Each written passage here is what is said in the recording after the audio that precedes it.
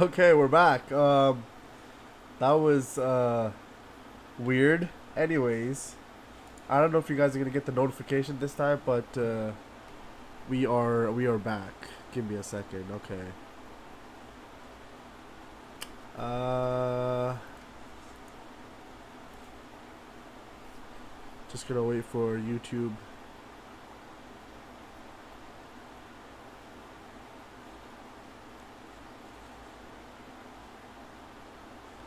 Where are we? YouTube.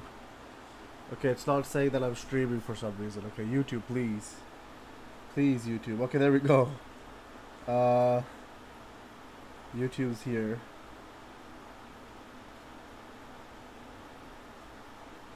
Okay.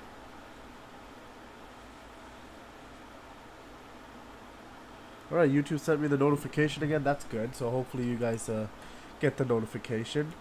My computer crashed. I don't know why. But yeah, it just it died on me, so my bad about that.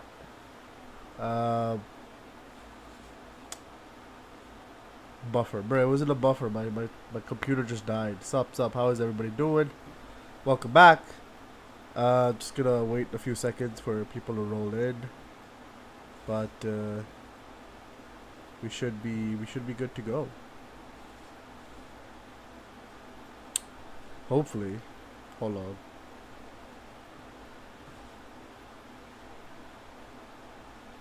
Okay. Alright. Wait, actually, I should probably put it in chat. Give me a second. Your service provider got bored with Alex. Alright, now I can talk. Alright, welcome back. Yeah, my thingy died. My computer died.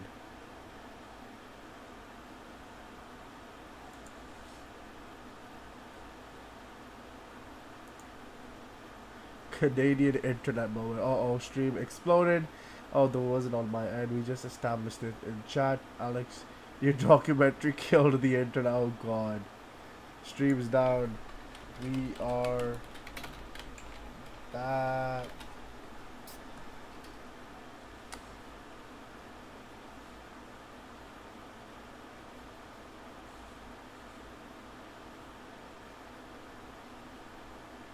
Alright, I got you, Alex. I read the chat. Yeah, so a few things I want to say about this video.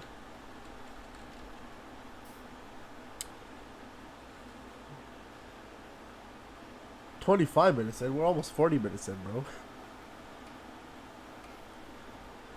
How was your trip, by the way? I never asked. It was really good. I had a lot of fun. Thank you for asking, Sean. Yeah, lots of fun with the family and friends and stuff like that. But actually, not friends, just family. Just lots of relatives and stuff like that. But yeah, it was fun. Firstly, it's 3 years old and trash, bro. It's fine, bro. I don't know why you guys kept saying it was trash in chat, bro. I don't know, bro. I like it. I like the video. It's pretty damn informative, and I'm learning, bro. I enjoy it. So let's keep rolling, bro. Let's keep rolling, because if I keep talking, I might start coughing or something like that. And I apologize for how slow it feels at times. Secondly, take a shot every time I say never seen the light of day. Bro, let's continue on. It's fine, Alex. It's fine. Don't worry. And finally, no, there's one more thing he has to say. Your video is fine, Alex. Exactly. It's fine, bro.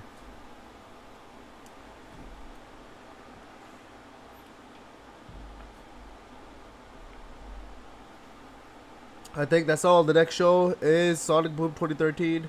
The video wasn't bad. Yeah, it's not bad. Let's check it out.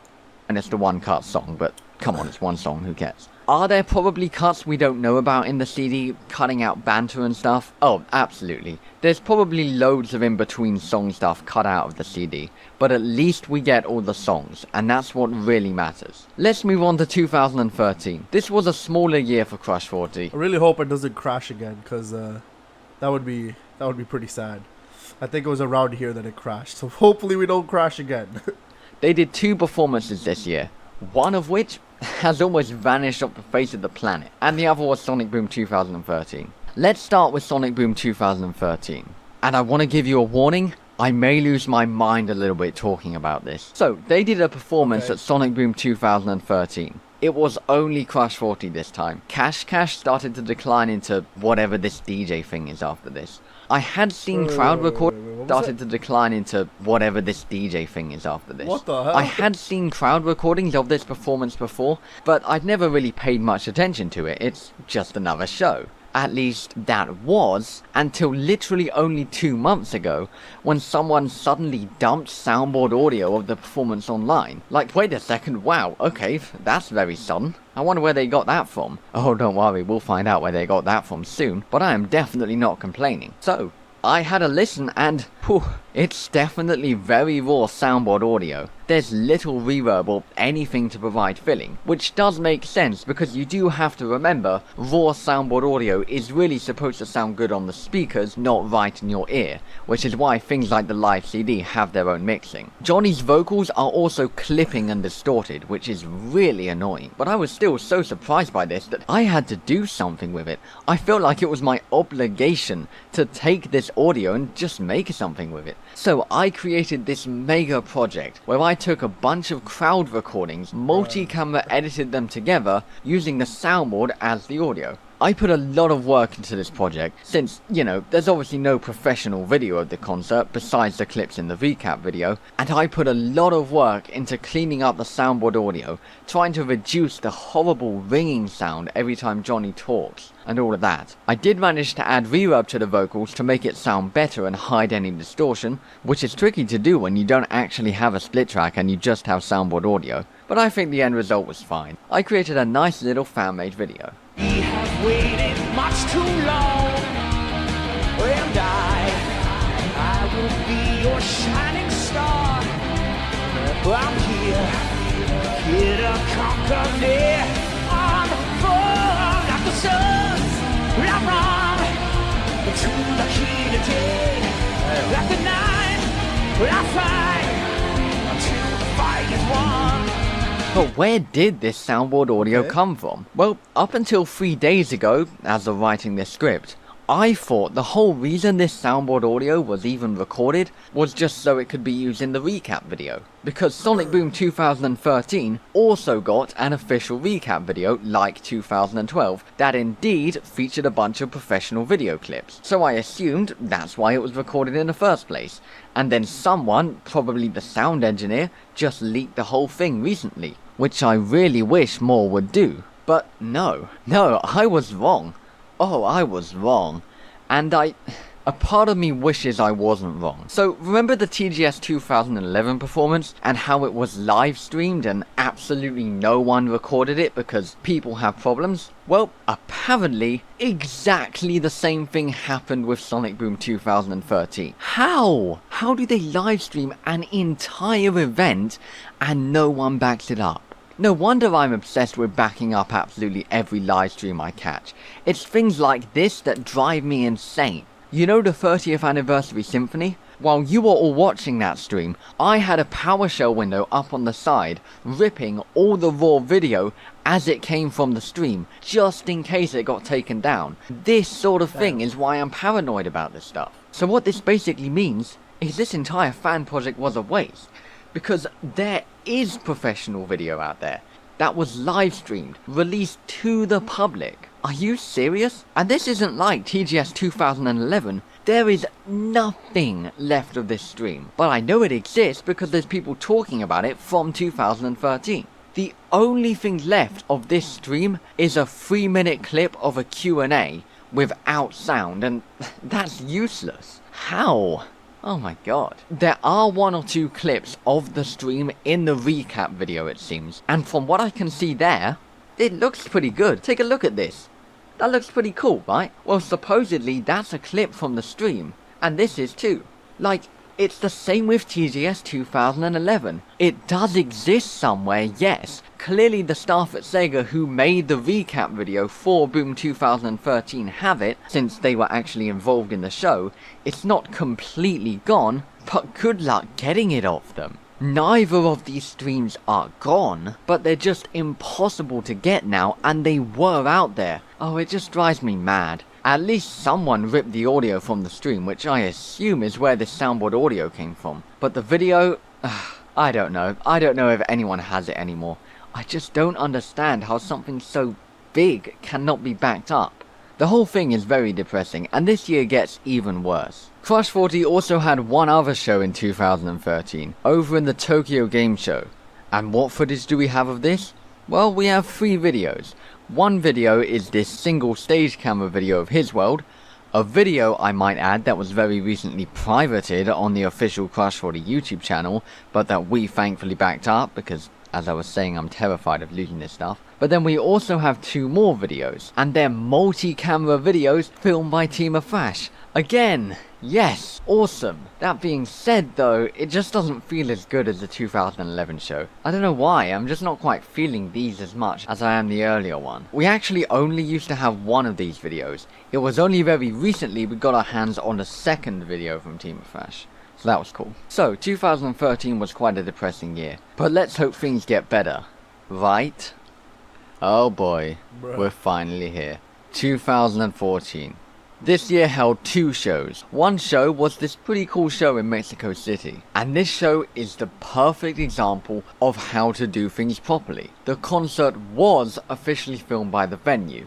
And they released all of what they had. Finally, someone has some common sense to release everything they have. The video isn't really that good, but it's something, and grade A for effort. Finally, they've given us something of all the performance, which is more than I can say for most people throughout this video.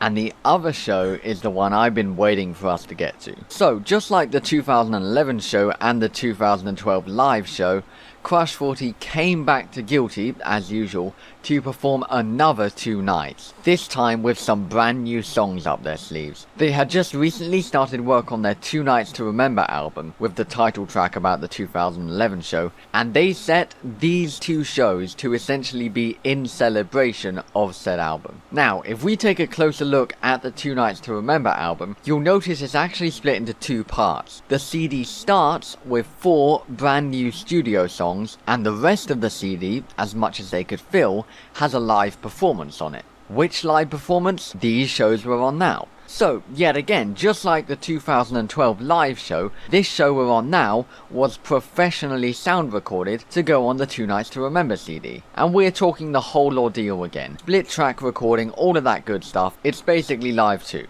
But here's the thing about the CD. It is still 2 shows technically, but unlike live, where it was mixing lines between the 2 left, right and center, almost everything on the 2 Nights to Remember CD was taken from the second show, with only the occasional line from the first show. And as a result, this CD is even rougher than live. But yet, despite that, this is the most important CD to me. I remember listening to this album again and again and again. I don't know why, I just really love it. I know every corner of the CD, and it just really means so much to me. And now, every single time I listen to it, it just takes me back, man. To those simpler days when I used to listen to this CD every single day. I care a lot about this CD, after listening to it so much when I was younger. And it's not even the full show. As I'm sure you probably remember, CDs can only hold so much audio. So when you consider the CD had to hold the 4 CD tracks as well, you end up with a miserable 14 live tracks. 14 performances I know absolutely inside and out, but that's barely half the show. And listen, props to whoever made this, because my god, did they hide it like you wouldn't believe. Some of these songs have the slickest transitions into each other I have ever heard, even the ones that have loads of stuff cut between. For example, just listen to this. I'm never turning back. Damn. Okay. I love it. That was quite a nice transition between the Yeah, 2 that was songs. good. Now, let me tell you a fun fact. There was 15 minutes worth of content removed between those 2 songs, and yet they managed to flow them together on the CD like nothing. And the reason they're able to pull the transitions off so smoothly, when there's actually loads of stuff cut between them, is because they have split tracks, and they can overlap all the instruments in such a way that creates a perfect transition between the 2 songs. Very clever, and I'm very impressed they went to the effort to at least do the cuts in style. I can appreciate the work, but considering how special this show is to me, it hurts. It really hurts to know we only have the audio to half the show. And I know June has all of it in his possession as well. June has all the audio, and he's just holding on to it. So, how do I know it's only half the show on the CD? Well, for the first time in forever, someone did a full crowd recording of this show. Yes, a proper crowd recording with the whole concert. Let's check this out. Oh god. Well, I can't even see anything in this. And the sound? Wow.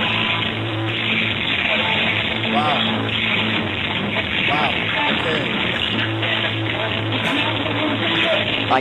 This is literally unwatchable. Damn. How does anyone record something like this? Seriously? I mean, like, thank you for recording it, because without you, I might never have known what was cut out and what wasn't, but man. So, yeah, it is technically a crowd recording, but it's barely usable. Anyway, someone by the name of Zutulem, I don't really know how to pronounce that, took this one crowd recording, and they took the CD audio, and they used the crowd recording to fill in the gaps. So what we have is a video, if you can call it that, of the full concert, and all the songs that are on the CD have their sound from there, and any songs that aren't on the CD have the song from the crowd recording filling in the gaps, which is just a distorted mess. Hell, even when they're just talking, the crowd recording is so distorted you can barely understand. It is truly atrocious. I wanted to make sure we knew who he was.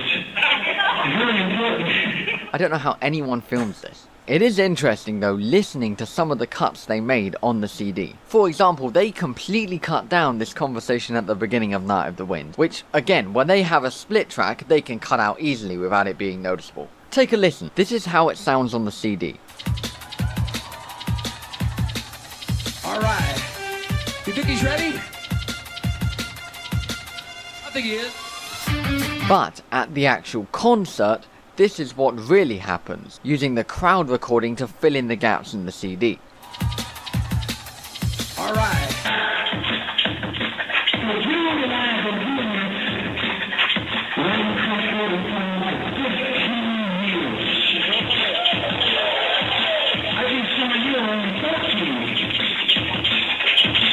Who's here last night? Huh? Don't worry about the dime roll. You're the real nice. Oh, the real nice.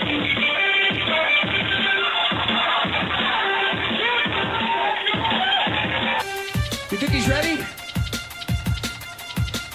I think he is. The crowd recording really reminds you just how good the official audio is, doesn't it? So, what video do we have at the concert? Well, for the longest time, we had nothing. You know, ignoring this thing. But then suddenly, in 2019, Crush 40 released the Driving Through Forever Ultimate Collection, and on it, they included a bunch of songs from this show with video. The DVD has other stuff too, so it's nothing like the whole show or anything, only a select number of songs from the show. So, what video did they put on the DVD? Is it the Guilty IMAG video, which, yes, there is IMAG video of the show? Did Tima Thrash volunteer to do another multi-camera video? No and no, but it was recorded by Tima Thrash. One of the members of Tima Thrash volunteered to record some footage. One. That's it. It's just one camera angle on the ground here.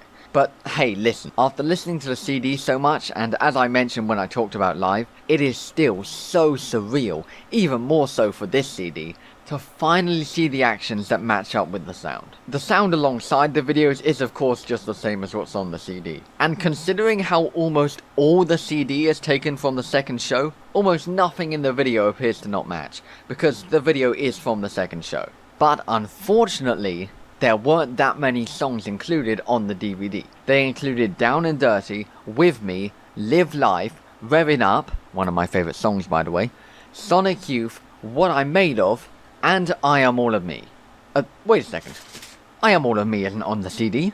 Wait, what? Yeah, no, that's not on the CD. And the DVD has the same audio mix as what you hear on the CD. I was blown away when I realised this song that wasn't on the CD was on the DVD. We just got the official audio here to a song that wasn't on the CD. This actually means a lot more than you think. This means they still have the official audio to the full show somewhere. And I can almost guarantee it's June who has it. You guys are holding my favorite Crush 40 show of all time for nothing. You guys are doing digital releases now. Put the full show in these digital releases like you did for live. I'm begging you. And June doesn't just have the audio, he has the Team of Thrash video of the whole concert too. Remember that email I sent to Team of Thrash earlier where I mentioned the 2011 show? Well, I was also asking them whether they had the full video of this concert, because I know they did film the whole concert. And they said, and I quote, "Everything has been sent to Crush 40. So June literally has all of it in his possession. Video, audio, the whole load, and he's just, I don't know. There are some other observations I made about the DVD. Every time the DVD cuts into a song, it almost always cuts in just a little before or after where the CD cuts in. Again, proving that they do still own the full concert audio without all the cuts. In fact, remember that transition I was talking about earlier? This one?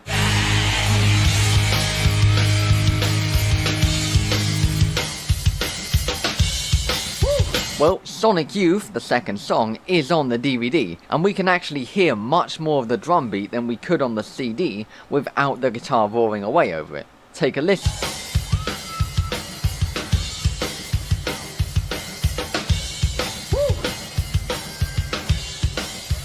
I love it.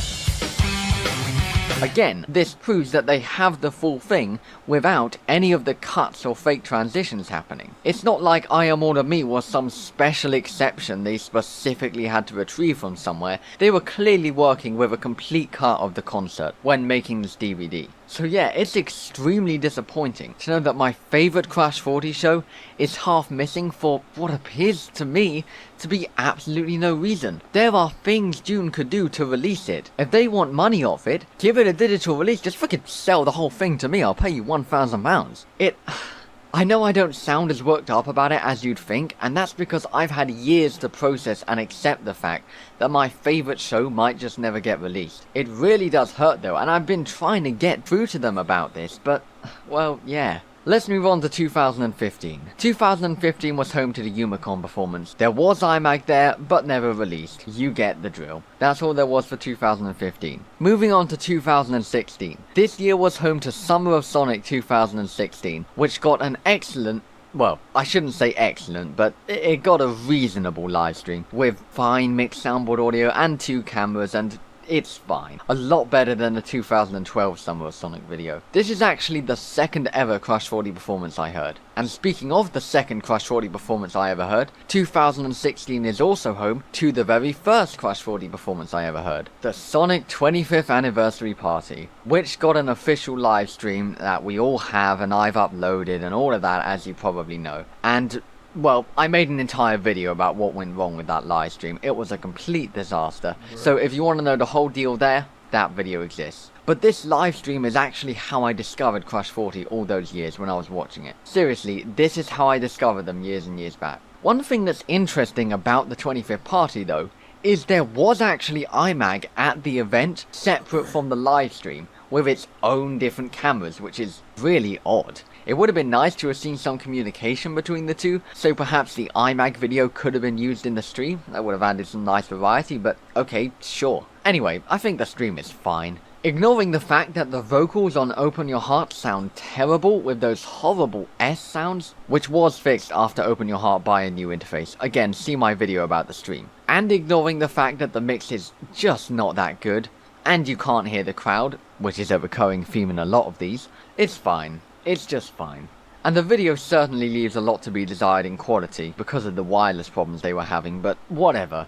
It's a stream that exists, everyone knows about it, it's been uploaded to hell and back, it's how I first discovered them. It's cool, it's at least something. Next up, 2017. This year was home to Too Many Games 2017, which I don't think had any IMAG or anything like that, so we have everything there is to see there. This show doesn't even have June in it, so like, there's really not much to see. Next up, 2018. Yeah, they really only did one show in 2017. This year was home to the Japan Game Music Festival 2:RE.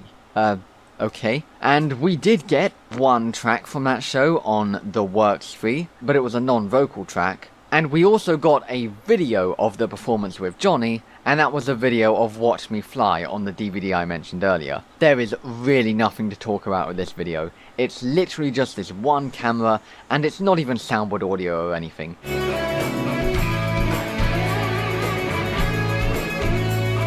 It's basically a crowd recording taken by Team Thrash. Also, man, I have to say, Team Thrash is taking footage left, right and centre. Huge props to them for this, because without them, who knows what state we'd be in. 2018 was also home to a show at the Midwest Gaming Classic that just completely vanished. This 1 minute video clip here is the only footage of it. This is how we know it even exists. And that's literally it. Everything else just vanished. There was also another event here with a bunch of crowd recordings. Fair enough. And 2013 was also home to yet another Midwest Gaming concert that just vanished into the void again. There's basically no footage of it. And there's also a Too Many Games 2019 with a bunch of crowd recordings. Nothing to see here. On to 2020, COVID times. There was a performance done at TGS 2020 that was apparently live streamed, but you did have to pay for this stream, and at least there are some official clips of this stream this time.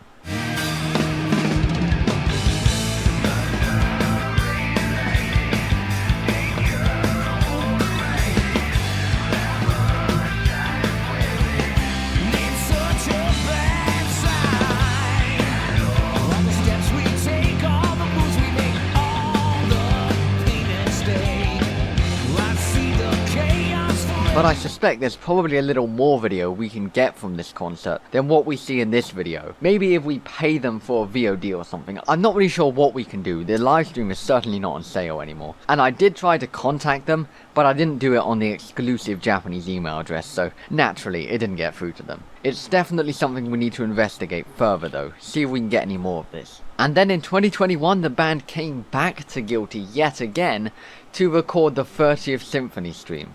And by they, I mean everyone but Johnny, who stayed at home due to COVID.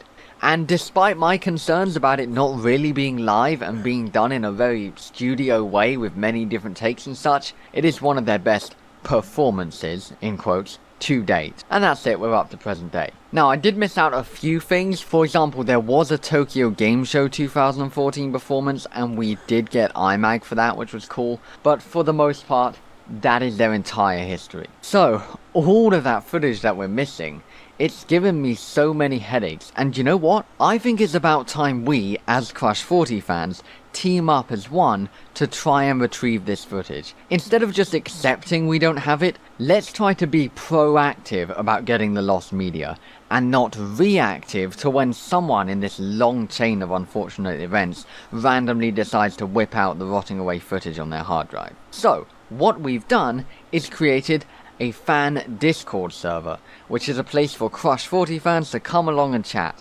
And in there, we've set up a channel and website with a complete list of every single Crush 40 show, what footage we still need from it, what you could do to help us out in the effort, and so on. Thank you so much for watching this monster of a video. It took forever to make. Check out the Discord server to come and chat with us, and stay tuned on this channel, because if we get our hands on any new footage, this channel will hopefully be the first place it goes straight to. Oh, and leave a comment. It's always so nice to know someone actually watched the video. Bye. Damn. Okay. Alright, Alex. I see. Well, I hopefully you got some help a couple of years ago when this video was made, but that was really good, actually. I really enjoyed that. That was a lot of information, but I really did enjoy that. I did enjoy it. It was good. Yeah, hopefully we could get a updated version from you or something like that. I think that would be pretty damn cool if you could make a new video about maybe the past 3 years, because I think this was 2021. Yeah, 3 years ago. Yeah, 2021. Yeah, maybe if you could do like a 3 years ago what's been happening with Crush 40, because obviously you've been involved quite a lot more. I think that would be pretty damn cool, but that's obviously up to you if you have the time for it. But that was a good video. I enjoyed, so thank you for that, Alex.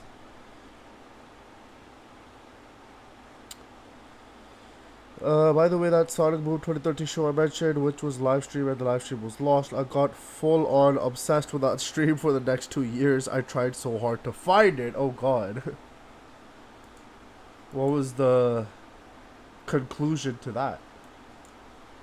What was the conclusion to that 2-year obsession? You're willing to suggest this, Alex? Make a part 2. It's gone, completely gone. Oh god. I mean, really. Oh no. Oh no. Yeah, that's unfortunate. But hey, at least you know now that back everything up, bro. Anything they release, just back that shit up, bro. I don't care, bro. Hard drive it, get it on a different computer, screen record it, do whatever it needs to be done for it to be saved. By the way, did I ever tell you about the controversy I got into for that documentary video? Bro, what controversy? What the heck did you get into, Alex? What did you do? Did you get the feds on you or something like that? What happened? My man, if I found that stream... Whose suggestion is this? I have no idea, bro. I don't know. But I think it's Zach's, possibly. I think it was Zach. But Zach isn't here, but yeah. 1 sec, alright. Let Alex cook and we'll watch this video. There's still Zach Force's video, or are we not watching it because Zach isn't here? I'm just gonna watch this video, but we'll watch the Forces thing some other time. But anyways, let's watch this, how Sonic made his impressive comeback. I've been a huge fan of Sonic ever since I was a wee little lad, and it's safe to say I had it good back then. The back-to-back releases of Peak never let me down, not even once. I loved all of them, even the ones that I greatly hated by others. But then, as I got older, they started making games like this, and this, and this, and ultimately just tarnished Sonic's name and set him back another 20 years. But over the last 4 or 5 years, there's been a resurgence of the Blue Bloke, and in this video we're going to go over it, starting with the films. So it's a known fact that gaming films have always had a bad rep. They tend to not be very good at all, and Borderlands further proves this. So when the first Sonic film was announced and we waited for the trailer and it ended up looking like this, I was ready for the worst. The internet absolutely exploded in outrage to the point where they straight up just said, "Pappy, chill, we'll fix it, we'll change his design." These days, people believe they did this on purpose because they knew people would talk about it, and if they did that, then hats off to them. Either way, they eventually revealed the new look for Sonic, and it was very Sonic-like. It was very liked, very much loved, and people actually liked this one. The film went on to do pretty well, especially since it was released in 2020, and it's now the 11th highest grossing video game movie, making over 300 million with a budget of 85 million. Sonic 2 saw even more success, being the 5th highest grossing with 405 million earned with a budget of 100 million. And with a third film coming out with Shadow himself in it, I'm positive Sonic 3 will see even more success than the previous two. I'm guessing a solid 500 million box office. Call me crazy, I think it's going to happen. But now we will move on to the series. I'll not talk much on them since I didn't actually watch any of them, but we have Sonic Prime and the Knuckles series that was on Amazon Prime or whatever it was on. While the stats are hard to find, it seems Sonic Prime did the best with over 82.1 million hours watched in its first 6 months of release. This is just for the first season. There is 3 seasons altogether, but out of over 18,000 series and movies, this ranks Sonic Prime at 137th, which is a pretty solid spot. And when it comes to Knuckles, it had very mixed reviews, mostly positive, so I'm taking it as a dub. A lot of people talked about it. It was pretty damn popular if you ask me, so I'm gonna say it was a success. But with that out of the way, we are now onto the games, the thing that truly made Sonic the Hedgehog he is today. We're going to be talking about the games that came after Forces, because that was the absolute downfall of the series. I think that's the lowest point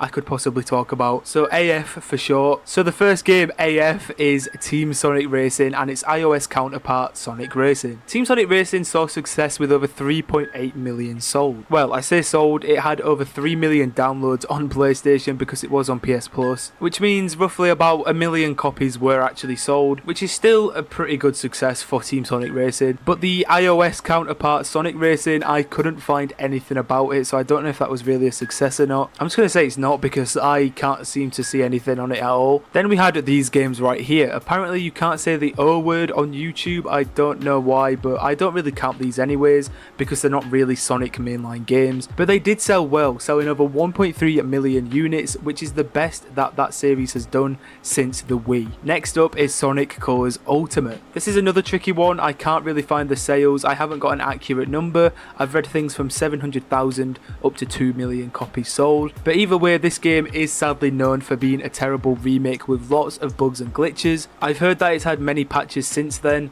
but apparently it's still not the best game. I have recently bought it, so I am going to try it out myself. I'm going to be optimistic and pretend that there were never anything bad said about it. But either way, it must have done well enough because it inspired Sega to make more remasters and remakes. Swiftly moving on to Sonic Origins. If you don't know what Sonic Origins is, it's just a remaster of all the old Sonic games put into one. It sold over 1 million copies, so again, a very, very good for 2D Sonic. Swiftly moving past Origins, we have Sonic Frontiers, and this game is definitely something. It broke records for the franchise, being the highest selling 3D Sonic game with over 3.5 million sales, and Sega themselves have come out and said that this was 3D Sonic's make or break game. Thankfully, it did incredibly well with a well received free DLC on top to make it even better. If you haven't played it, I highly recommend it because it is peak Sonic gameplay. We then have The Murder of Sonic the Hedgehog, a very different game where the Sonic cast play a murder mystery game. Or is it something much worse? I couldn't tell you because I haven't played it. I know I'm such a big fan, but this free-to-play game did incredibly well also, with tons of overwhelmingly positive reviews on Steam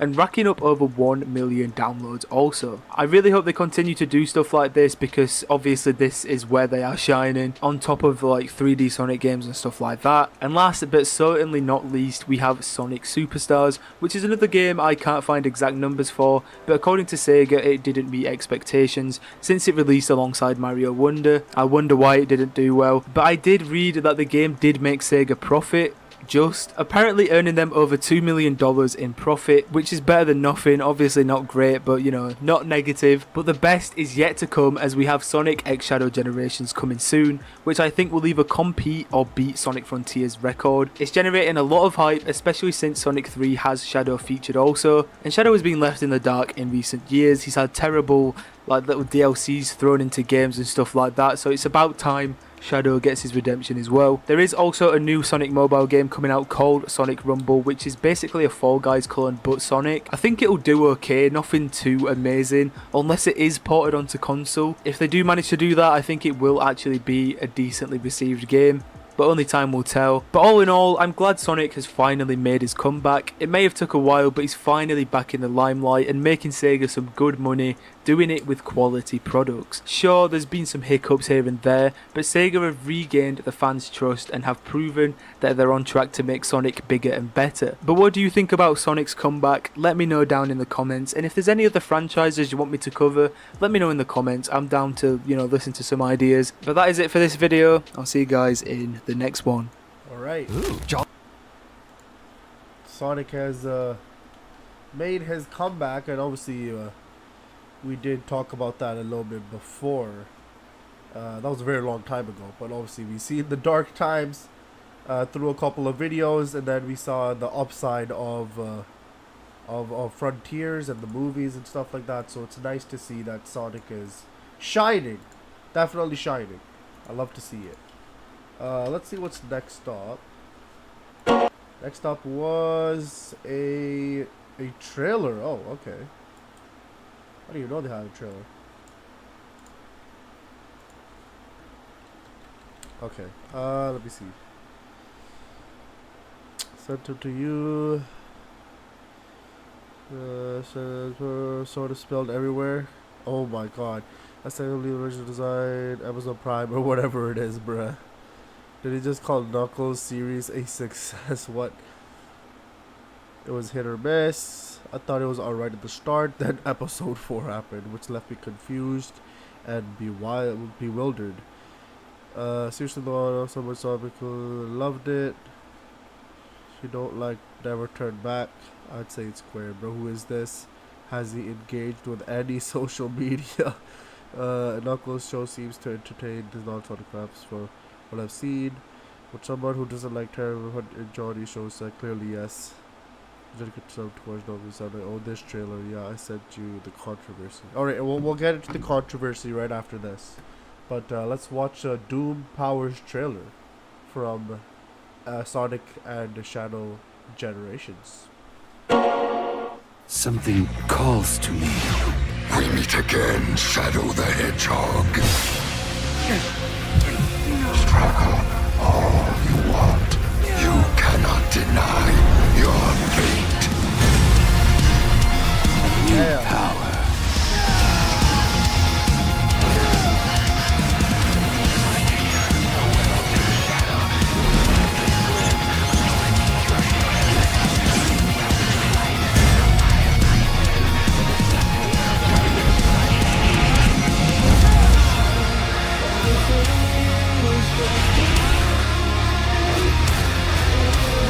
Okay.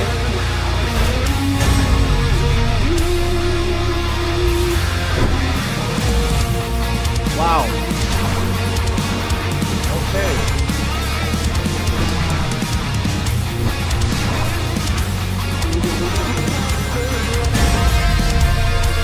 Oh my god.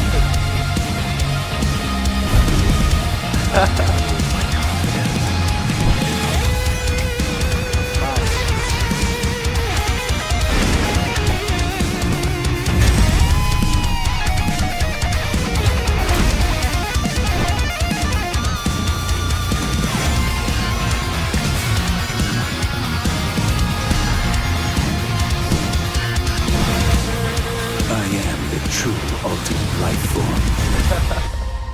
Okay, wow, okay. That was a lot. That was a lot. Wow. That is absolutely insane. So is this supposed to be canon now? Like, is this something that he's always going to have, or is it because Doom is in the game that he got transformed? But wow, okay. Damn. That's amazing. That's amazing. Wow. Okay. Let them cook, bro. Let them cook. Oh my god, they're going all out with this shit, bro. Okay. Let me see what was next up. Oh, okay. And then I'll get into the controversy now. Hold on. Maybe these powers will go away after Shadow kills Doom. Yeah, probably. That's what I was guessing. But, yeah, alright, let's see what, okay. Alright, okay, let me see what Alex has been saying. And girl, they were right, and like I say, there are just so many issues with this video, man. And yeah, I only found about this over a year later. Okay, what is it? Well, 1 second, yeah, so basically 1 or 2... That's some pretty negative things to say about it. 1 or 2 executives, oh god, of Sonic. And rightfully so. They made some tweets about it, and you know what's really cool. Oh, I didn't know about these tweets until over a year later. At which point I was like, oh shit, hold up, this isn't good. Anyway, I pulled together a masterpiece of an apology, and as expected, got no reply. Alright, let me see here.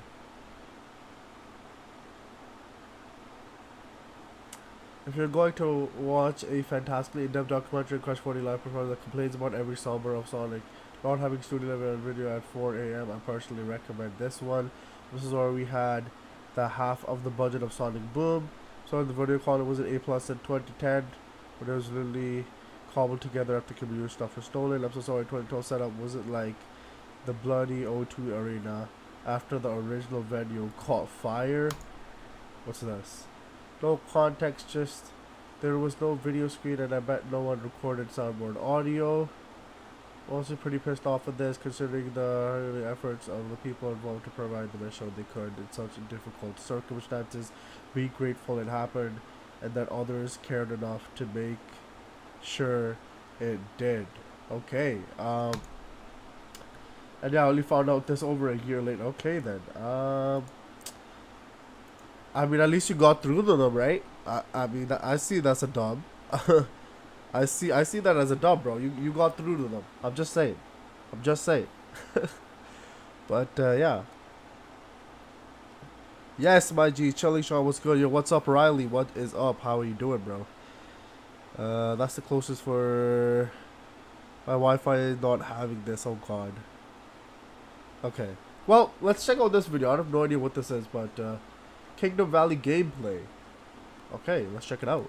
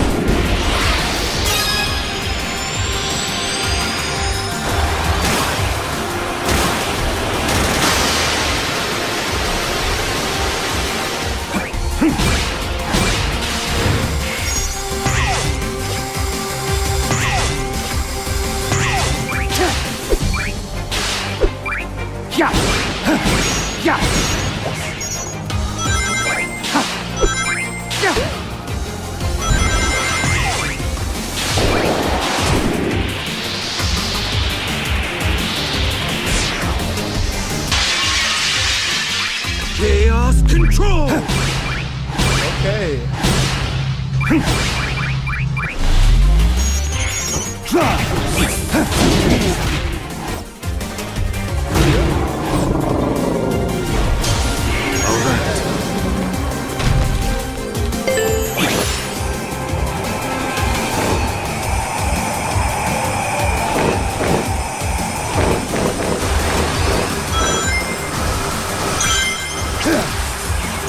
Out of my way!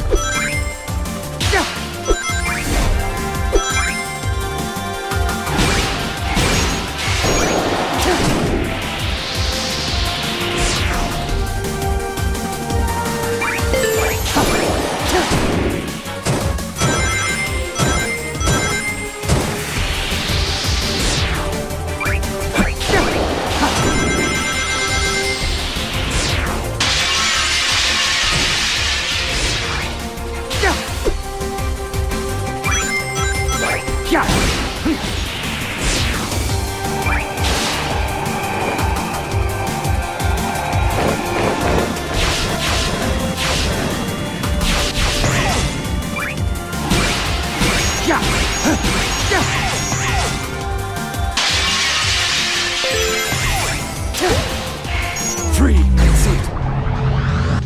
Wow.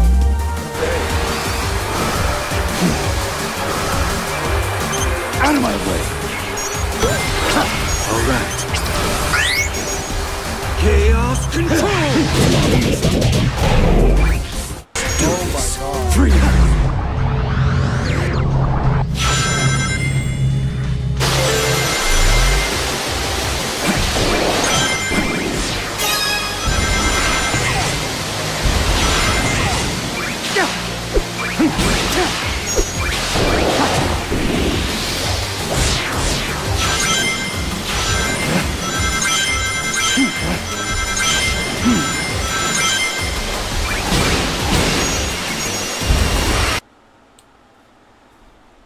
Wow. Let them cook, bro. Holy shit, they are going absolutely hard. The design level. Oh my god. Oh my god. And it seemed like a very, very long level as well. And you already know that I'm gonna die about like couple hundred times. You already know I'm gonna fall off, bro. The game starts and I'm gonna fall off. But anyways, they are actually going off, man. Oh my god. I'm getting excited for this now, bro. I'm getting very, very excited. I can't wait to play as my Pookie Bear Shadow. Anyway, we're gonna go back to Sonic Stadium, but this time it's a different gameplay. So it's a boss this time. So let's check this one out.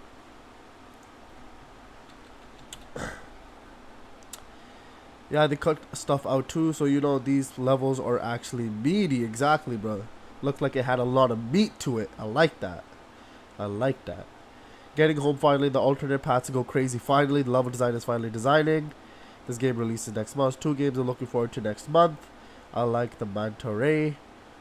There's always spoiling us, showing us full on stages. Also, Gur, that's sus. It's not sus, bro. It is not sus. Anyways, let's check this out.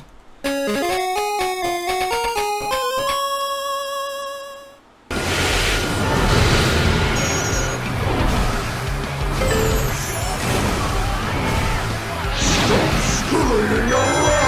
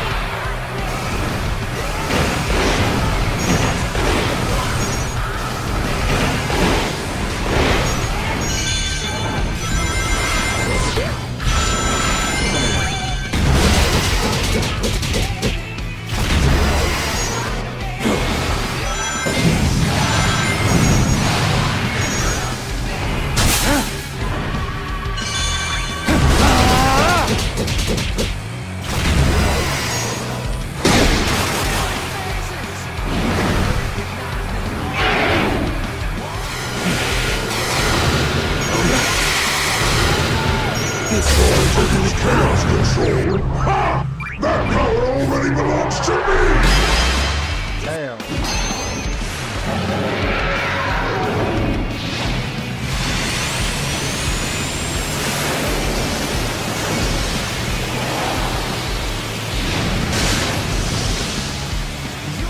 Let's see how long you last on such unstable terrain. You think you can stop me?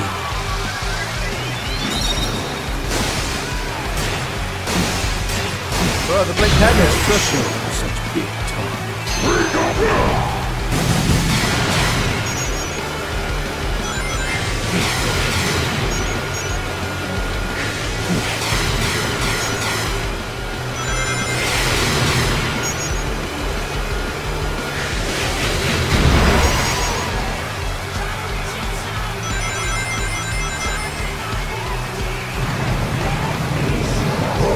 King of all creation!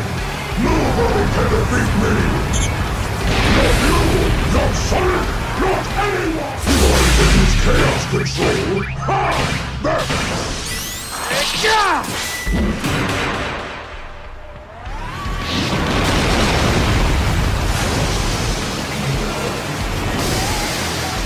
Everyone will be challenged by an imposter right now!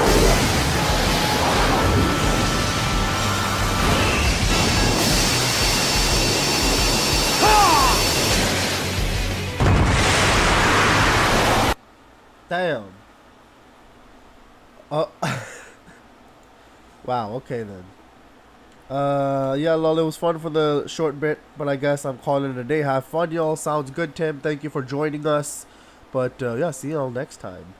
See you, Tim. So is Metal Sonic can deflect Chaos Control. Your shadow, I'm gonna borrow Riding the Highway, bye. Hope you don't mind. Okay, thanks, bye.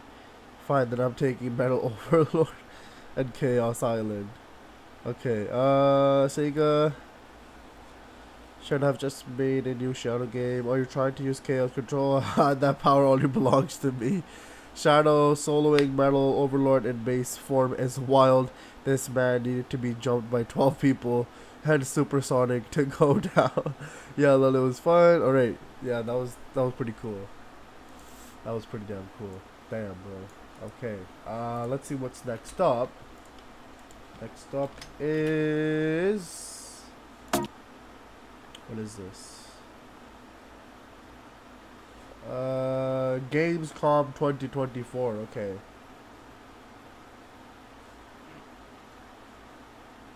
Alright, let me see this. Hold on.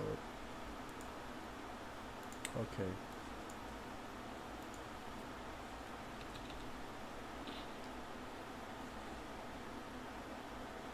G, gotta say sorry to you. Why are you saying sorry to me, man?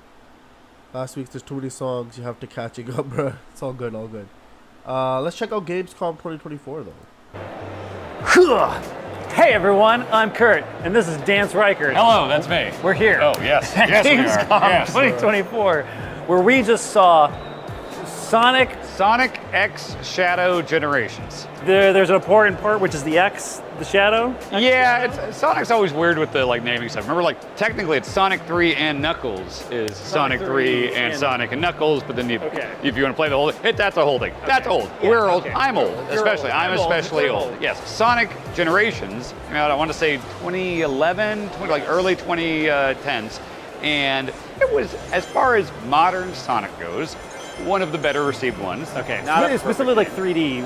Well, it kind of did 2D. The whole gimmick was basically oh, here's old style Sonic, the kind of stumpier one with the different eyes, and and then here's the new Sonic, and so and they're teaming up, and so yeah, new Sonic. Yeah, exactly. Versus oh, cool, charming, And now we have, Shadow, yes. Shadow. So that's the thing is Sonic Generations in its entirety is in this game. Yes, remastered. Yes, remastered, looks better, everything. And honestly, it's kind of a fun game. Very snappy platformer, does the 2D stuff, does the 3D levels. That's over here. So think about Mario 3D World plus Bowser's Fury. Yes, the way they did it on Wii U. So it's you still have that you have it, and then you just push the menu over, and it's kind of this new game. Yeah, it's sectioned off where it's here's the Shadow levels here, and it's not a big giant campaign. I've heard it was 4 hours-ish long. But again, that's similar to Bowser's Fury again. Yeah. So how that went. But yeah, I got a little bit of hands-on time with Shadow. It is honestly, there have been so many bad 3D Sonics. I played through the entirety of 06 on GiantBomb.com, and it was one of the worst times of my life. This is I feel this game feels kind of what they were going for if they had made that game successfully. It is 3D, it's a lot of, rail grinding, it's a lot of loops, there's a lot of times where you feel you can kind of set the controller down. And just watch Sonic just run. Yeah, but that's kind of that's what Sonic is. I mean, that's what Sonic always was on Genesis, and that's how it would feel in a 3D space. So I think, honestly, this feels pretty decent. I don't think this is going to set the world on fire or anything like that. But it is a video game-ass video game. I enjoy it while I'm playing it. Oh yeah, there was the amount of times that I was just watching the screen and going down a ramp and then flying in the air and then you're skydiving and then you're going through Millennium Falcon style flying through these pipes and then all of a sudden you're back to running and then you're swimming. It was very much this is a video game. You headbutt an eagle, and then the eagle takes you and like flies off. With weird stuff where it's the art style on the eagle is more realistic than the super cartoony. It's lots of weird stuff like that, which I kind of love. And also super over-designed boss fights where it's they're always really long. You never really know when it's checkpointing. It's just very elaborate, expensive seeming giant bosses. A lot of bosses with rails going up and then it takes you all the way up to the weak spot, and there's 90 different phases of the fight, big health bar. So it's very, very, this is egregiously Sonic. I will say, to the point of where remasters are a very cool thing, it's kind of neat to at least be oh yeah, that Sonic Generations game that was good, is coming back for new platforms, but at least there's there's a little more. There's something, this Shadow part is an incentive, but also playing it was, as you said, it's egregiously Sonic. But this time, a Shadow. And I guess what, Shadow has a chaos mode? Is that the chaos control thing where it kind of seemed was it Red Eye or Dead Eye from Red Dead, Yeah, where it's like it kind of stops and you can target a bunch of guys and stuff like that. And there's like a weird manta ray thing, like a dark. I forgot what it's called. Oh, that you like surf. Yeah, a lot of surfing and stuff. Yeah. So like you said, you're grinding, you're surfing. Cool. You're Shadow Sonic, which means like you're like a little bit cooler and moodier. Oh yeah, he's so angsty. you like surf. Yeah, that's. On a Yeah, water surfer is notoriously angsty. Yeah, all the time. That's kind of your defining. I've seen Point Break, Yeah, no, very emo. exactly. Yeah. Shooting guns in the air. Yeah, Shadow does absolutely. that Yes. at one point in this game. I was gonna say the music in Sonic games are always like a very specific sort of thing and aesthetic, but hearing like new metal Sonic music was like a standout thing. And then when we got into one level, it was like thrash metal, and then I got into another level and it was like funk metal. So it's good to see it's like, I don't know. Yeah, at one point you took a headset off and you're like, is this Dave Mustaine? Swore, I was like, this is Megadeth. Good. And I was like, it's just Rust in Peace is the yeah, entire I was like, I soundtrack, turned like the video game music off and turned the music up. I was like, I need to clarify. I was like, is this what Megadeth's doing these days? Sonic music is, I put it in the same category as like wrestling music, of like songs you would never listen to independently, or you would think they were absolutely terrible if it just came on the radio. But like in context, like Batista's theme song, I'm not listening to on the radio, but if Batista's coming out, hell yeah, I walk alone. Yeah. But like Sonic is like, oh, this is right for a Sonic game. For this experience, we're doing the Sonic thing, let's go all the way in. You know? And they did it for Shadow. Well, we played it, and it's coming out soon. October 25th? Sure. Yeah, that sounds right. We'll say that. Put it on the Wikipedia. I don't know. Bye. Bye. Okay. Yeah. Okay. Cool. I guess they're trying. You know, he said he's an oldie. I'll give him the benefit of the doubt. But yeah, they were trying. I guess. Not bad. Not too bad. But yeah.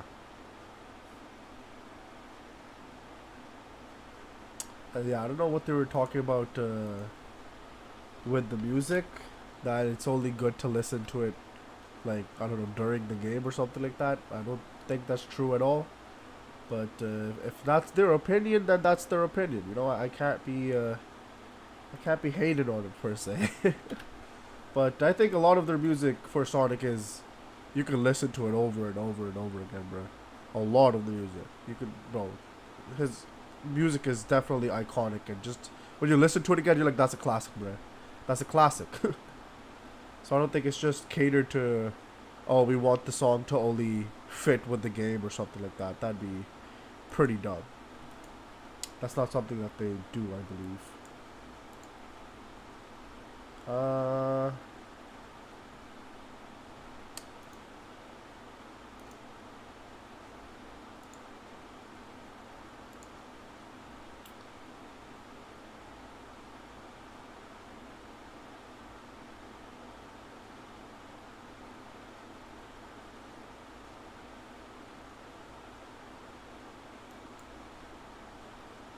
Okay. Hold on.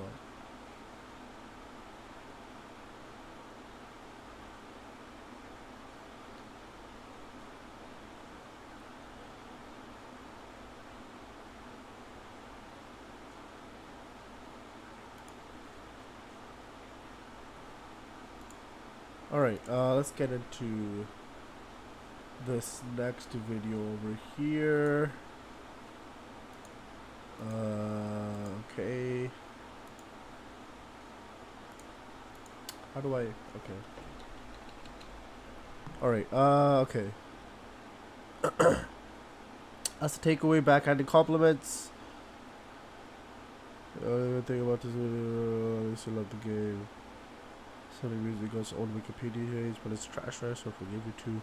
Why are they talking about WWE in a Sonic video? Also, did he compare Sonic to Red Dead Redemption? Checked out the new Linkin Park song. Alright, let's check out a video game. Video game.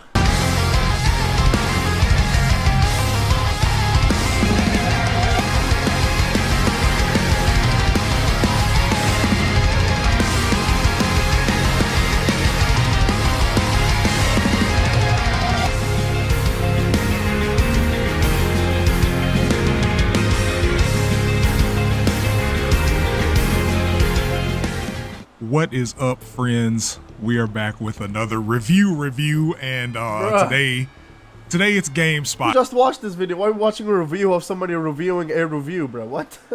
Man, because like I saw a clip on Twitter, and you know me, I'm like, this shit has to be out of context. Clearly, I am missing some information. So let me just go find the video, and we have found the video, and we're gonna watch it together as a family. The 1,000 sub thank you video is definitely a thing that's in the works, and I have other stuff in the pipeline too. So like, before we even get into this bullshit, thanks everybody for being here, man. It means a lot. It's very humbling to have this many new friends and supporters and shit.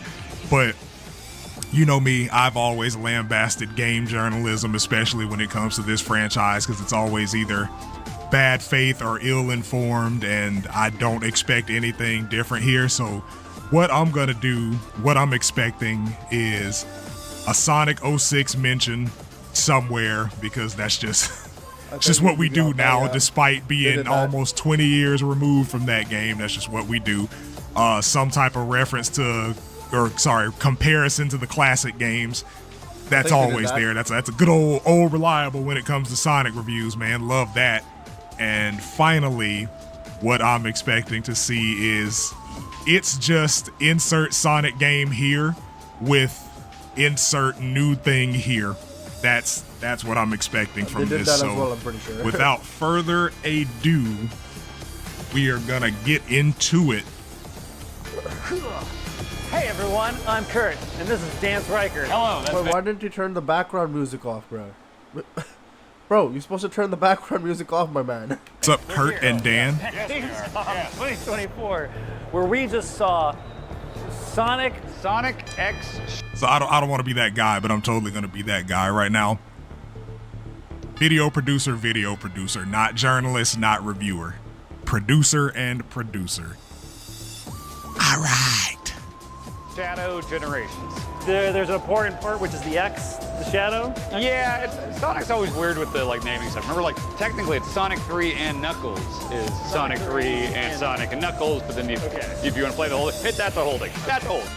The reason that was done was because you can't say Sonic and Knuckles 3, because that implies that Knuckles had been in Sonic 1 and Sonic 2, and it was an add-on. It's pedantic, I know, but it's Sonic 3 and Knuckles. It's basically like Sonic 3 featuring Knuckles is more or less what that title is.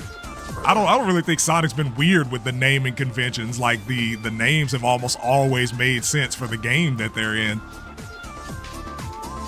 Yeah, I'm trying to think of one where the title wasn't relevant to the game. I can't think of one, honestly. Because Unleashed, you're a monster. Colors, you have the Wisps, which are, color aliens. Yeah, I can't think of one where where I was like, that's a weird title. We're old. I'm old, especially. I'm especially old. Yes, Sonic Generations. I want to say 2011, early 2010s. It was 2011. And it was, as far as modern Sonic goes, one of the better received ones. Okay, Not specifically 3D. Well, it kind of did 2D. The whole gimmick was basically oh, here's old style Sonic, the kind of stumpier one with the different eyes, and and then here's the new Sonic, and so and they're teaming up, and so new Sonic. Yeah, exactly. What the fuck is this? What the fuck is this, bro? Sonic, the kind of stumpier one with the different eyes, and and then here's the new Sonic, and so and they're the new Sonic. What the fuck? New Sonic. Yeah, exactly. Versus oh, cool, charming, And now we have Shadow. Yes, Shadow. So that's the thing is Sonic Generations in its entirety is in this game. Yes, remastered. Yes, remastered, looks better, everything. And honestly, it's kind of a fun game. Very snappy platformer, does the 2D stuff, does the 3D level. It is a great game. It is a really good game. Shadow doing tricks.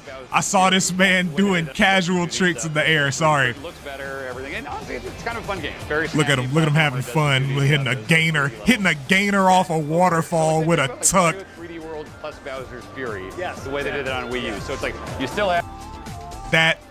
As much as I hate it, that's an apt comparison, because they aren't comparing the games themselves, just the fact that Bowser's Fury was an add-on to 3D World and it added more content and it basically could have been its own game. I don't mind that comparison, honestly, just in that formatting and that phrasing. So that's cool. That's not the issue with me. Have that, like, you have you know, it, and then you just push the menu over, and it's like kind of like this new game. Yeah, it's sectioned off where it's like, here's the shadow levels here. And it's not like a big, giant campaign. I've heard it was like, 4 hours-ish long. But again, 4 hours that's is solid. Bowser's Fury again, so how that went. But yeah, I got a little bit of hands-on time with Shadow. It is, honestly, there have been so many bad 3D Sonics. I played through the entirety of 06 on Oh my fucking god, bro. Can y'all at least make this shit a little bit more difficult, bro? There have not been so many bad Sonic games, man. Like everybody's gonna have their opinion. That's what reviews are, and that's just what they are. Reviews are opinions. But like to say that like there have been so many bad Sonic games when I think most people collectively agree that there have been like 3 or 4 like de facto bad games. Those big like 06, Boom. If you want to throw Forces in there, I don't think Forces was bad. I think it was just really boring. It was a boring game.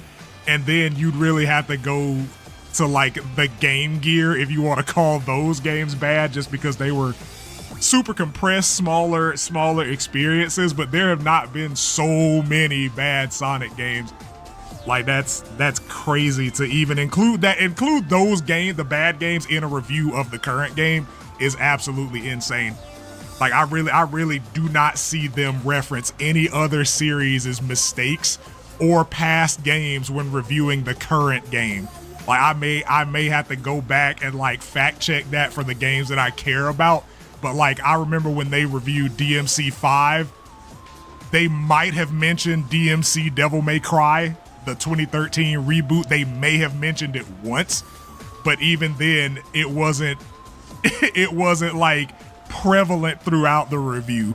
And that's this weird thing that like that's exclusive to the Sonic franchises. We always have to bring up the not so popular or the worst reviewed games in the franchise whenever we talk about a new Sonic game. They did it for Frontiers, they did it for Superstars, they're doing it for Sonic Shadow Generations. Cut that shit out. That is bad faith reviewing. That is bad faith journalism.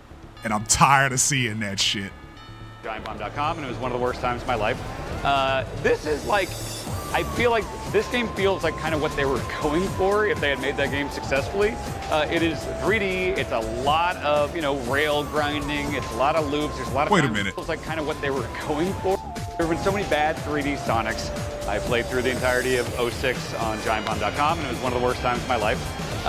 This is like, I feel like this game feels like kind of what they were going for if they had made that game successfully. Yeah, that makes sense. So again, this is perfect. So instead of saying that this game is a good add-on to Generations, we say I feel like Shadow Generations is what 06 should have been if it was good. When the games are nothing alike. 06 is still an adventure style game. There are no 2D sections in Sonic 06. And this is partially our fault as a community, because as a community, I'm gonna include myself, but I don't say this, we like to criticize these games for what they aren't instead of appreciating and critiquing what they are.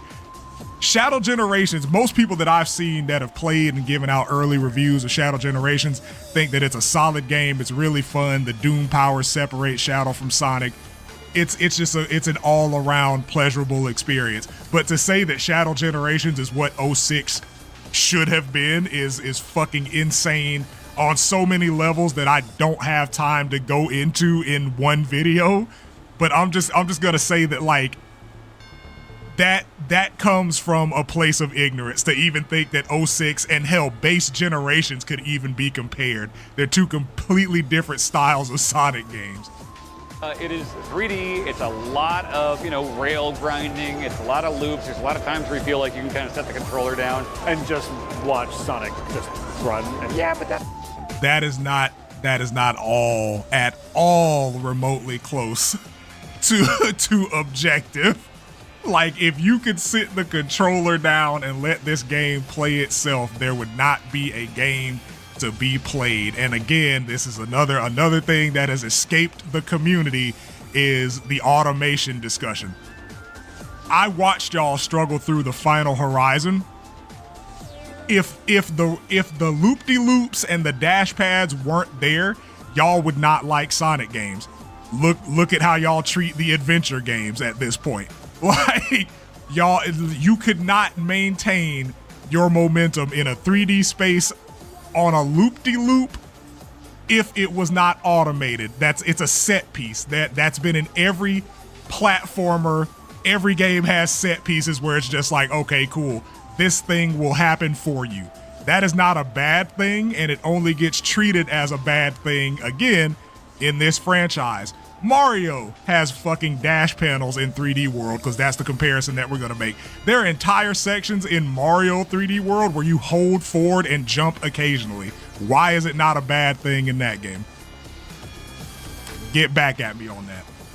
That's what Sonic is. I mean, that's what Sonic always was on Genesis, and that's how it would feel in a 3D space. So I think, honestly, this feels pretty decent. I don't think this is gonna set the world on fire or anything like that, but it is a video game as video game.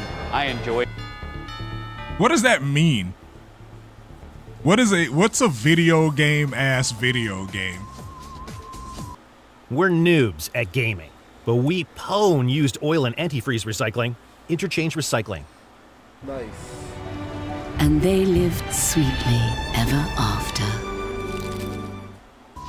Like, are we trying to incorporate the brain rot, which is watered down AAVE, into every single thing we do? Video game ass video game. Okay. All right, man. This feels pretty decent.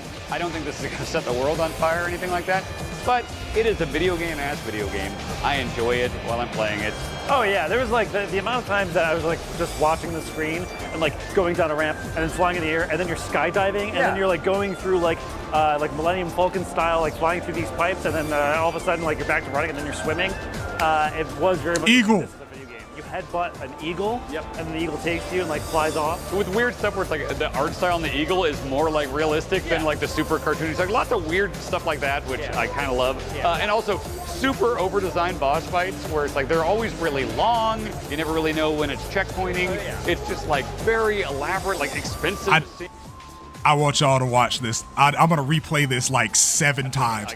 I want y'all to hear and watch this, and then I'll talk. They're always really long. You never really know when it's checkpointing. It's just over-designed boss fights where it's they're always really long. You never really know when it's checkpointing. It's just very. It's just you know when it's checkpointing. Long. You never really know when it's checkpointing. It's always really long. You never really know when it's checkpointing.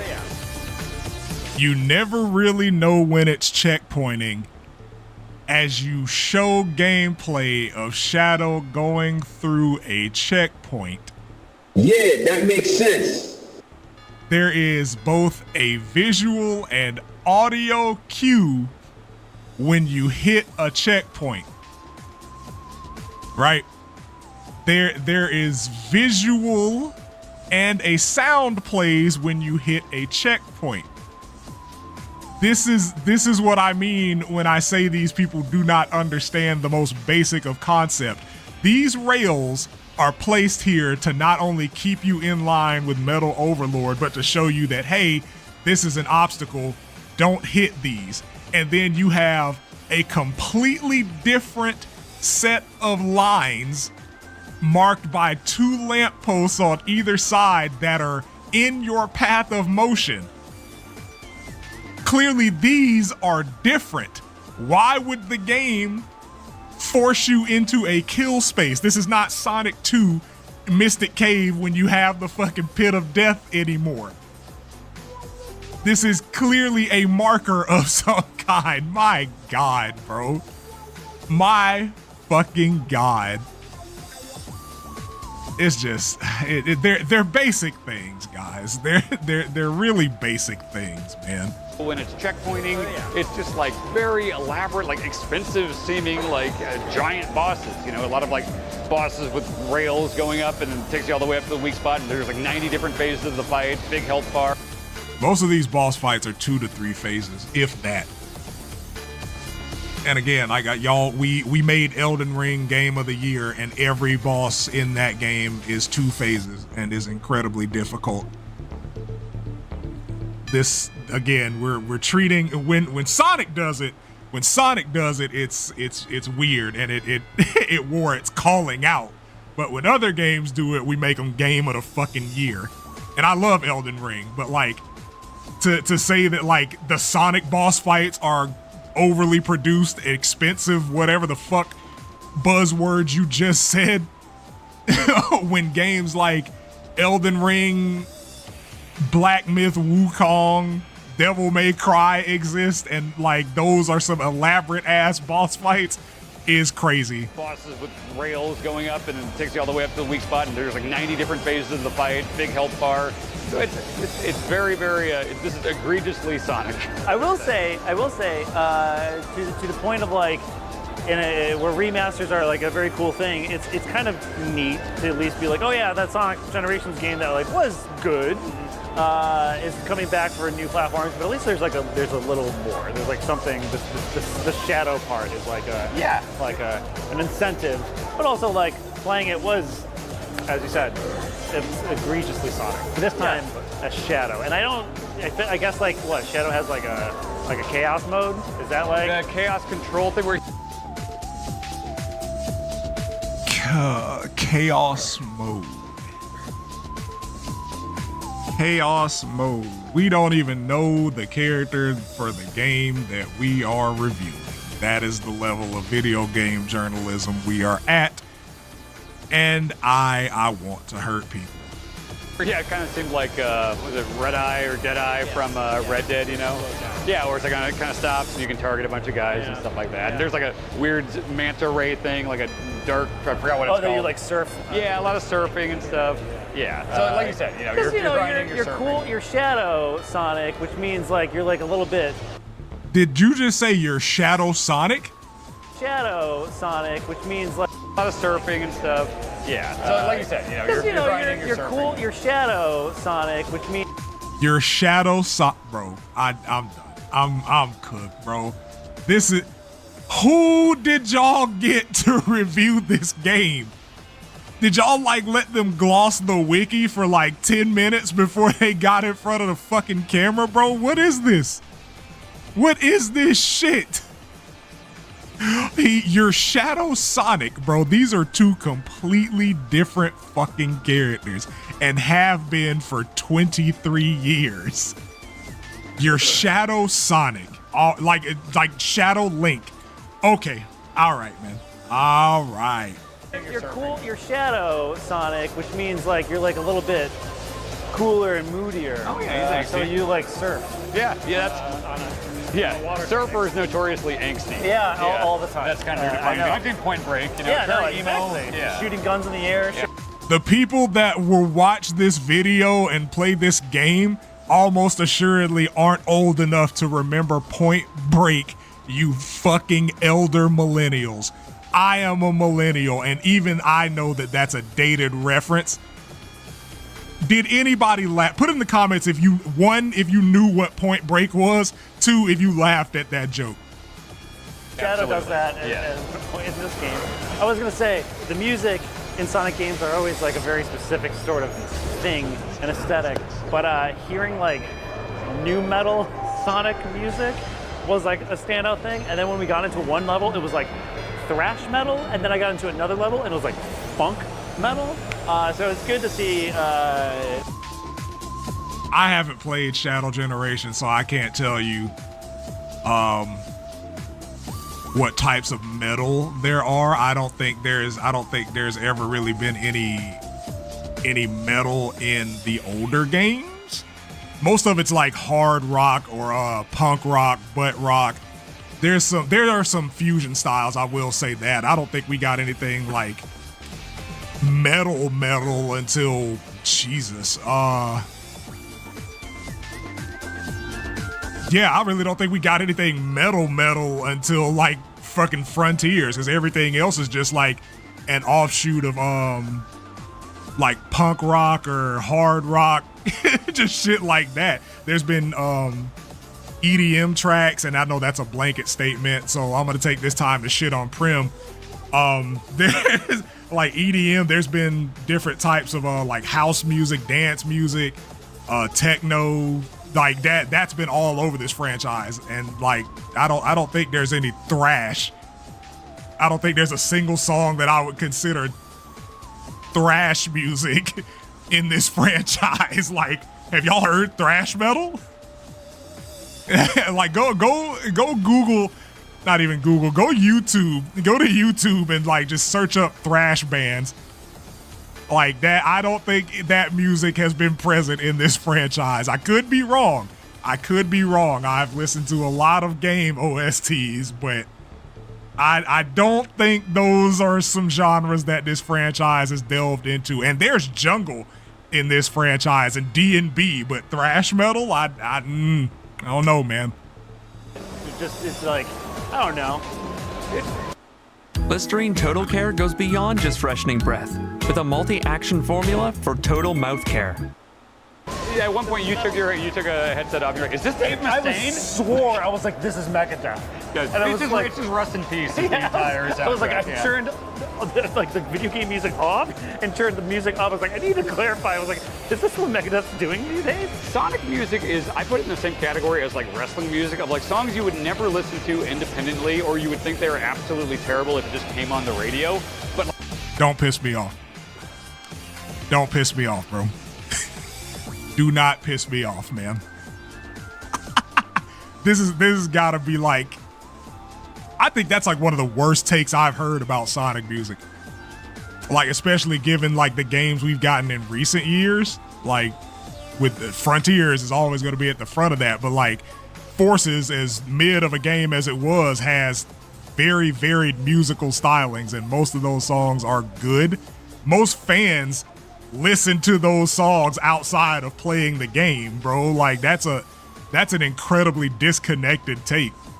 Like, Sonic music has always been banger, and everybody that's a fan of this franchise loves the fucking music. It's saying people don't listen to wrestling music outside of watching wrestling is crazy. I've had multiple wrestlers themes on my fucking playlist for years, man. They make good workout music. Sometimes they're just like fun ambient songs to listen to when you're doing shit around your house. Like they are real. It pisses me off so much because it takes me back to the argument that video game music isn't real music, and like that's just completely disingenuous, fam. Like, these songs are composed and performed by actual people who have the technical skill to play these instruments, or if it's computer assisted production, they have the skills and technical know-how to get the sound they want. But most of this franchise's music post Genesis era has been played with real musicians. Like a vast majority, I'd say probably like 80% of this franchise's songs are actual instruments. Like, what are we doing, brother? What are we doing, man? like in context, like Batista's theme song, I'm not listening to on the radio, but if Batista's coming out, hell yeah, I walk alone. Yeah. But like Sonic is like, oh, this is right for a Sonic game. For this experience, we're doing the Sonic thing. Let's go all the way in. And they did it for Shadow. Well, we played it, and it's coming out soon. October 25th? Sure. Yeah, that sounds right. We'll say that. We put it on the wiki. We don't even know the release date. Get the fuck off my screen.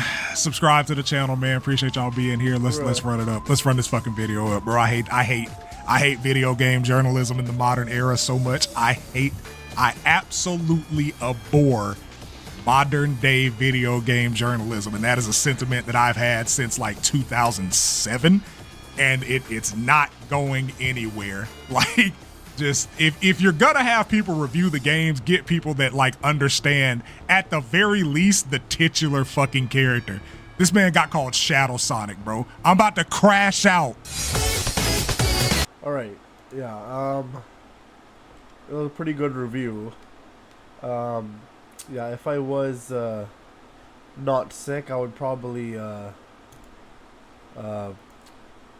talk a bit more and point out the things that he pointed out, or maybe even some stuff other than that he had pointed out. But anyways, it was still a really good video.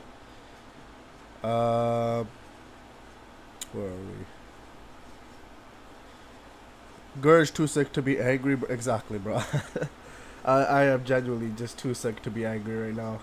I couldn't be bothered. I just couldn't be bothered. Whatever the person was talking about, bruh, the two people before, I didn't listen to a word that they said. I think the only thing that I commented on was the music aspect, but I would have 100% talked more if I wasn't sick. But anyways, yeah, he pointed out a lot of good things, though. He pointed out a lot of good things.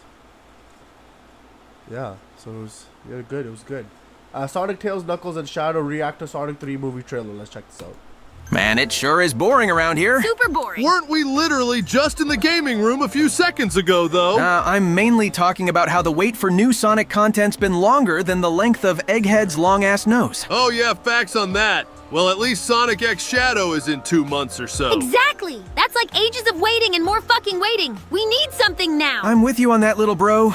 Sega needs to hurry their asses up and drop something, or I might just ask if Nintendo's hiring. Okay, let's chill the hell out on that note. I'm sure something somewhere will pop up soon enough. Yeah, no, you're right, Nux. We just gotta wait and be patient. You waiting?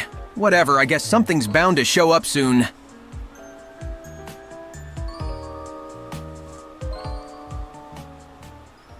Okay. So, when's the Knuckles Chaotix playthrough happening? Oh my fucking god! Holy shit! It's happening, guys! It's happening finally! Yay! Finally, after damn near 4 months left to go, that fucking trailer is out! Let's get it, boys! I thought I was gonna be an old-ass man by the time that shit dropped. Let's go! Put that shit on screen share right now, Sonic! We need to witness this right fucking now! Say less, Knucklehead. I'm pulling it up right now. You fuck nuggets better not have watched that shit without me. I just got the alert and chaos blasted practically everywhere. Ew, what the fuck? You're right on time, Mr. Edgelord. Grab your mascara and crush 40 Spotify playlists because this shit's gonna go hard. I swear to God, if they fuck this trailer up after so long, I'ma do some non-monetization friendly things to the staff at Paramount on God. Alright, shut up, buddy, because the trailer is currently on my screen and that play button is looking mighty clickable. You guys ready for this? I'm ready. Ready. Damn right I'm ready. Then buckle up, everyone. 3, 2, 1, play! Oh, we're so back. Holy shit, I'm gonna bust. Don't do that, Nux. Actually, shut up, everyone. The flames of disaster, baby! Are we in London? Nux just jumped off Big fucking Ben. In here. Yeah, in my lungs. What a fucking moron. Shut up, he's trying his best. This is so clean, oh my god, dude. Holy shit, that's Prison Island, bro. Ain't no way they went this hard. There he is, baby. Fuck, this is peak. This is fucking crazy. And we need Team Sonic. Bro, did Gunn actually hire Team Sonic? Let's go, we ain't jobless. Shadow is far The beyond aura is real. This really is my damn year. Dude, we're detectives. Holy shit, we're Mystery Inc. Let's get it. Holy shit, that child is gonna get shot on screen. Faker, you're fucking gonna be dead on screen. Shut up and watch, y'all. Jeez. Okay, I don't like this anymore. Speak for yourself, Chuckle Nuts. This is so peak. How do we find it? Oh my god, bro. Literally is in terrorist mode. This is epic. We've actually turned into the fucking Avengers. Where the hell's Nick Fury at? Yes. He is much more Yes. impressive than the hedgehog I fought previously. Facts on that. Fuck off. You're a colorful bunch.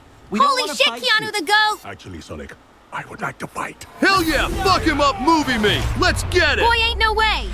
Damn, what the fuck? Totally accurate. Oh, fuck the fuck off, bitch. Hell no. Why the hell am I getting beat up all the time? This is all very accurate to what would happen as well. Goddamn, don't hurt him now, holy fuck. Yep, this is peak. I no longer need evidence. These shots are actually going so damn hard.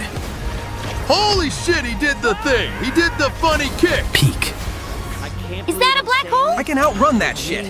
Wait, boy ain't no way, boy. Boy, there ain't no way. Boy. Boy, There. ain't No way. boy. My God. Doctor. Damn! Bro is fat as fuck now, bah. Lore accurate. Fat ass egg, let's go! Bro looks more homeless than Sonic. Okay, that stray was a lot later than I expected, but still fuck off. Dude, they should just kiss already. Facts. If I can't rule the world, I might as well save it. Yeah, there ain't no way Bro is staying good all throughout. Of course, who are you kidding? It's freaking Eggman. Yeah, after that, I'm convinced those two are definitely fucking. I'd like to personally thank everyone who worked on this movie for making me the And coolest. there's the motorcycle. Figured it'd show up soon. Were those mascot chows? You do what I had to. Holy shit, the rivalry is real. Damn right he's gonna kick his ass for real. This is my year, baby. Holy shit, bro! Get it, so boy. sweet. Look I love at it. that. Yes. Wait, what? Who the hell is that? Yo, is that fucking Gerald Robotnik? Bro live. Are you? In the saggy flesh. Wow. Wow. Okay. Boys, we're so fucking back. That was genuinely so fucking worth the I wait. seriously have such high hopes for this installment. The second movie only improved on the first one, and if this improves even more, then this has the possibility to be one of the best pieces of Sonic media ever. I won't say much ahead of time just in case, but I am personally very much into what I saw. I suppose it all comes down to if the plot and whatnot is good. Facts on that. Well, guess we'll see what happens this December, huh? Absolutely. We're gonna beat the shit out of that cringe-ass Lion King movie in the box office. Just like how we beat Morbius with the Sonic 2 movie. And just like how we beat Birds of Prey with the Sonic 1 movie. Sonic sweep motherfuckers. And you damn fakers better not forget to get some merch on our Alright, new... get some merch, bro. Get some merch. Alright, yeah, that was a pretty fun video. I actually really enjoyed that. I really do like the reactions that they give. When he said we're gonna beat the shit out of, I really thought he was going elsewhere. Oh my god. The channel has a lot of funny moments. I popped out for a bit. I missed the classic VC. Where the hell is Nick Fury? I'm dead. It's the gun commander. The fact KR posted these suggestions twice. It was just in case he misses out the first time I sent them. True tale, so true. Morbius, so no. Morbius was a fun watch. When Morbius says Morbid time, it made a more million on the box office. Alright. Let's get into the next video. That was a good reaction to me though. What's this? The heck is this? Okay. Oh my god, KR, do I have to watch this, brother?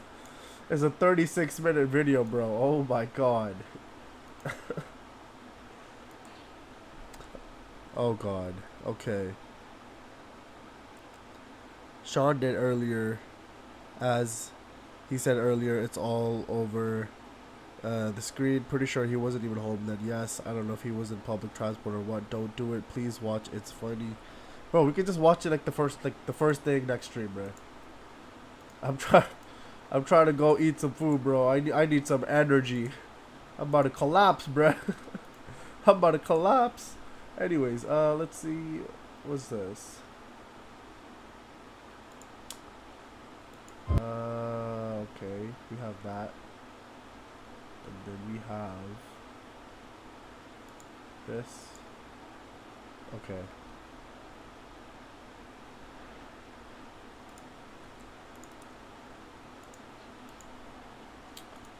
Always got your back, no matter what. What the? Before we were enemies. All right, and What just happened? that's the last plug. Looks like everything's all set up for the most part. Oh, hell yeah. Damn, I gotta say, this room turned out to be pretty fire. What the hell? What just happened? What? Okay, I don't know what the hell just happened, but something happened. I don't know what the hell just happened, but anyways. All right. Okay. I love ads. I don't know what just happened, but anyways. Okay.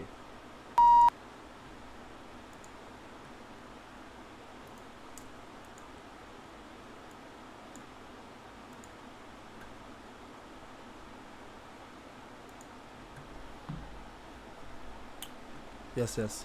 All right, Kara, I'll watch your video next time, bro. First thing next time, you'll get your video, bro. You'll get your video. Did I ask Nate some questions? Did he answer? Omega, did he answer? Anyways, let's watch this this video over here now. Hi, I'm a possum and I find garbage. Today's garbage is Borderlands, a movie based on a video game about annoying characters and obnoxious humor. Before I start, I should point out that I don't know much of anything about Borderlands, other than what I've absorbed through secondhand exposure. I played the first game once for maybe an hour when it was new, but I never got into it. If you're stupid, you might say that makes me unfit to review this movie, when in fact it makes me able to judge it objectively, free of any fandom bias, just on its own merits, of which it has none. So, of course, this is a video game movie, and video game movies have a bad reputation.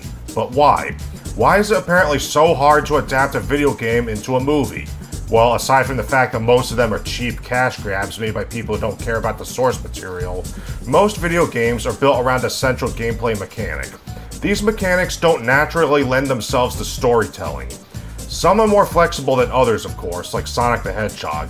Those games are built around running fast, and you could certainly write a story around a character who runs fast. But if you wanted to make a movie about, say, F-Zero, it couldn't just be 90 minutes of cars driving around a track. And that's the problem Borderlands runs into. The main gimmick of those games is the randomly generated guns that all have unique balance of traits. So no two playthroughs are ever the same. You can't really translate that into a non-interactive medium like film. I mean, obviously a game isn't just its mechanics. They have stories on top of that, but the mechanics are the core of the experience of playing a game. And more often than not, that core has to be left out when adapting a game into a movie. This is the fundamental problem with making film adaptations of video games. The things that make a game simply don't translate to film. You have to leave out the single most important thing, and that just leaves you with the story of the game, which was more than likely built around the core mechanics that you have to leave out. See, unlike any other medium, most games are made first and foremost with the mechanics in mind, and then the story is written to accommodate them. Why is there a space marine shooting demons on Mars? Because it's a game about shooting things. Why is there an evil AI running a big laboratory and forcing people to test out a portal gun? Because it's a game about four-dimensional physics puzzles. Why are there murderous animatronics trying to break into the security office? Because it's a game about watching security monitors. Whatever the story of a video game is, it's really just an excuse for whatever the core gameplay mechanic is.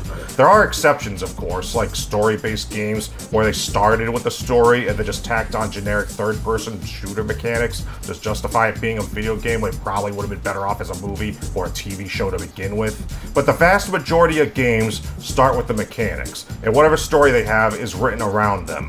So what happens when you adapt a video game into a story-focused medium like film, but the story of the source material was an afterthought? You get garbage, that's what.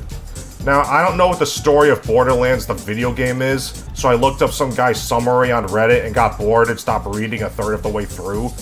But it seems like a typical go to place, do thing, go to next place, do another thing story that most video games have. And you know how movies which follow that formula tend to turn out. That's a pretty good reason not to adapt the story directly, which they didn't. But some of the decisions they made about what to keep and not keep are just baffling. I don't know much about Borderlands or who any of these characters are, but if you showed me a picture of Lilith from the games, Cate Blanchett is the last actress I would have picked to play her. And I don't know if her portrayal in the movie is at all accurate to the source material, but even then, Cate Blanchett is horribly miscast.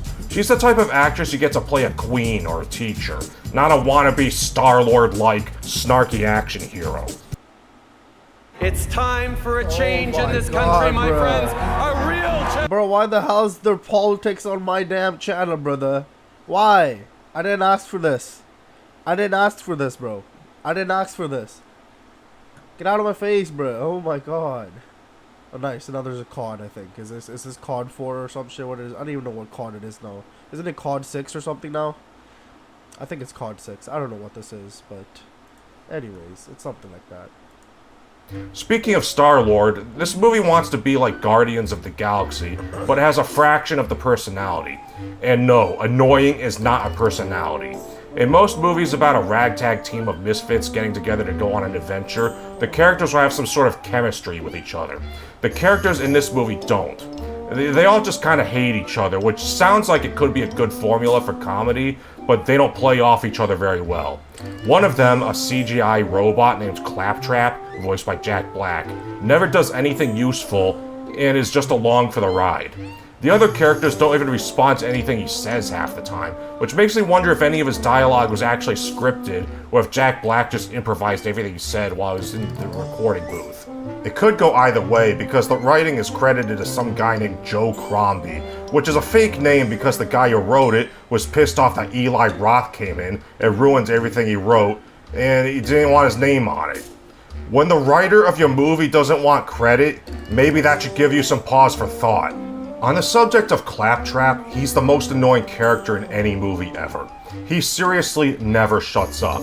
I mean, he talks for every single second that he's on screen, even when there's no one around to hear him. He's worse than Jar Jar Binks, I'm not exaggerating. It reminds me of this German animated film from 1992 called The Magic Voyage. The English dub has characters just constantly muttering about whatever at all times, even when their mouths aren't moving. I guess because they were afraid kids would get bored if there was even 1 second of silence. Borderlands is the modern version of that. Now, you might argue that's true to his character from the games, but guess what? I don't care. I don't care if this character's portrayal in the movie is true to his portrayal in the source material, because it's a bad character, and him being annoying doesn't somehow magically become okay just because it's intentional. Imagine you go to a restaurant and order soup, and the soup they give you tastes like diarrhea. So you complain, and the chef tells you it's meant to taste like diarrhea. Would that somehow make it okay? No, because as it turns out, something being intentionally bad doesn't somehow magically make it tolerable. This character, Claptrap, is the worst thing about the movie, and he actually personifies it because this movie seems to be operating under the grave misapprehension that annoying equals funny. And this movie is constantly trying to be funny in the worst way possible. You know that Joss Whedon humor? The, well, that just happened. He's right behind me, isn't he? That was awkward. Humor that the Marvel movies have become known for. That's every single second of this movie. I mean, it seriously never lets up. Back when the game Forspoken was announced, and the trailer had the protagonist talking about her freaking talking armband, and how she could move things with her freaking mind, just to make fun of it, I made a thread on Twitter where I reimagined Doom 2016 and Doom Eternal with the same style of writing. Read some of these, then imagine a feature-length movie that's just that for every single second of the runtime. That's the Borderlands movie. And I didn't laugh once during the whole thing. Maybe a little kid will find it funny when the robot starts defecating bullets, because adults certainly won't. But this movie is also pretty violent, and nearly every line of dialogue has the S word in it. So I don't know who this movie was made for. Apparently no one. And not only is the humor awful, the plot makes no sense. I'm just gonna spoil the whole thing, because the fact that this is now one of the biggest box office flops of all time tells me no one cares. So there's this girl named Tiny Tina, who was genetically engineered by the rich bad guy named Atlas with the DNA of ancient aliens because they need her to open a magical alien vault full of technology they can use to take over the universe or whatever. But she gets rescued by Kevin Hart. So he gets Cate Blanchett's character Lilith to go find her and bring her back. But then a bunch of other factions also want her so they can open the vault. So the movie takes the form of go to place to do a thing, bad guys show up, a fight and or chase ensues, rinse and repeat for 100 minutes. But then it turns out Tiny Tina doesn't actually have the alien DNA, but Atlas didn't know that even though he made her. It turns out Lilith is the one with the alien DNA, but she doesn't know that until the end of the movie, so she sprouts flaming angel wings and flies around shooting fireballs until Atlas threatens to kill Tiny Tina. So she opens the vault, and she somehow knew there was a monster in there which eats him. And then the movie ends with everyone celebrating the bad guy's death with a fireworks show. I don't know if any of that happens in the games, and I don't care because it's stupid either way. And if it seems like I glossed over the plot really fast, that's because that's all that happens in this movie. There's enough plot to fill up maybe 10 minutes worth of story, and the rest of it is just quote-unquote funny banter and weightless action scenes with Looney Tunes physics, which are totally tensionless because you know only the bad guys are gonna get hurt. I mean, there is one part where it looks like Kevin Hart sacrifices himself to save everyone else, but then it turns out he survived, so it didn't mean anything. From what I can remember, the characters don't even have arcs. I think the only change Lilith goes through is she finds out she has alien powers. And Cate Blanchett plays her like she doesn't care. She comes across as sarcastic, even when she's not supposed to be, and Kevin Hart isn't even trying at all. At one point, they go to a club and talk to some woman doing a cartoonish Jessica Rabbit voice. You look at the phoned-in performances and the bad green screen effects, and you get the sense no one who worked on this cared. The entire movie has this glossy, oversaturated, overproduced look where nothing looks real. It reminds me of the Warcraft movie, which somehow managed to look both incredibly expensive and incredibly cheap at the same time. They spent like $110 million on this movie. It doesn't look quite as bad as some of the more recent Marvel movies, which all somehow cost like $300 million and ends up looking like Asylum films. So there's actually some realistic possibility that it wasn't made for money laundering like those obviously are. So instead, I'm thinking this is a tax write-off. Alright, that's all I have to say about the Borderlands movie. I'm gonna end this video with a challenge to my audience. In the comments below, answer this question. Why did the duck cross the road? Whoever writes the funniest answer wins a slap to the face. And don't forget to like this video, leave a comment, subscribe if you're not already, and check my channel for other videos you may have missed, and send me your fan art and support me on Patreon. The links are in the pinned comment. Bye. Nice. Possum Reviews is back, bro. Okay, awesome. Yeah. Alright, now let's get into this video over here.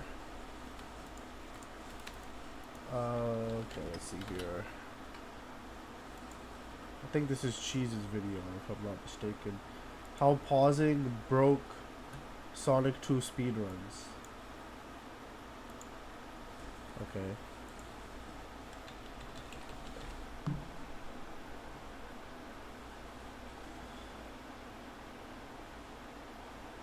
Why did the duck cross the road? I don't know, you tell me, bruh. Tell me, bruh, tell me. Sonic 2 speedrunning has a big problem. A timer problem. In most speed games, you can just start your own timer upon starting the game and stop the timer when you beat the game. This is known as real-time attack, or RTA for short. Sonic 2 speedruns, on the other hand, were different, preferring to use the in-game timer, where the sum of every level's clear time added up to your final time. In-game time was the standard, as it ended up being a much more accurate measurement for how fast your speedrun was compared to RTA. The only downside in terms of accuracy was that if you paused the game, so did the in-game time. But this is a speedrun of Sonic out of all games. You gotta go fast, and there's just no need to pause. Okay, maybe except for this one level wrap glitch, but that's the exception, not the rule. Right?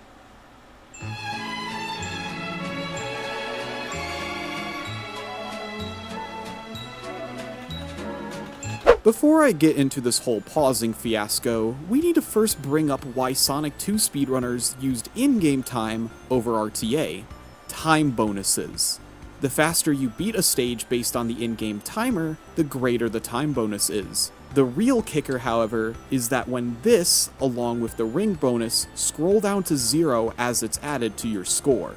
This is done at a constant rate, meaning if you get a higher time bonus, you spend more time waiting for the next level than if you were to reach the goal just slow enough for a smaller time bonus.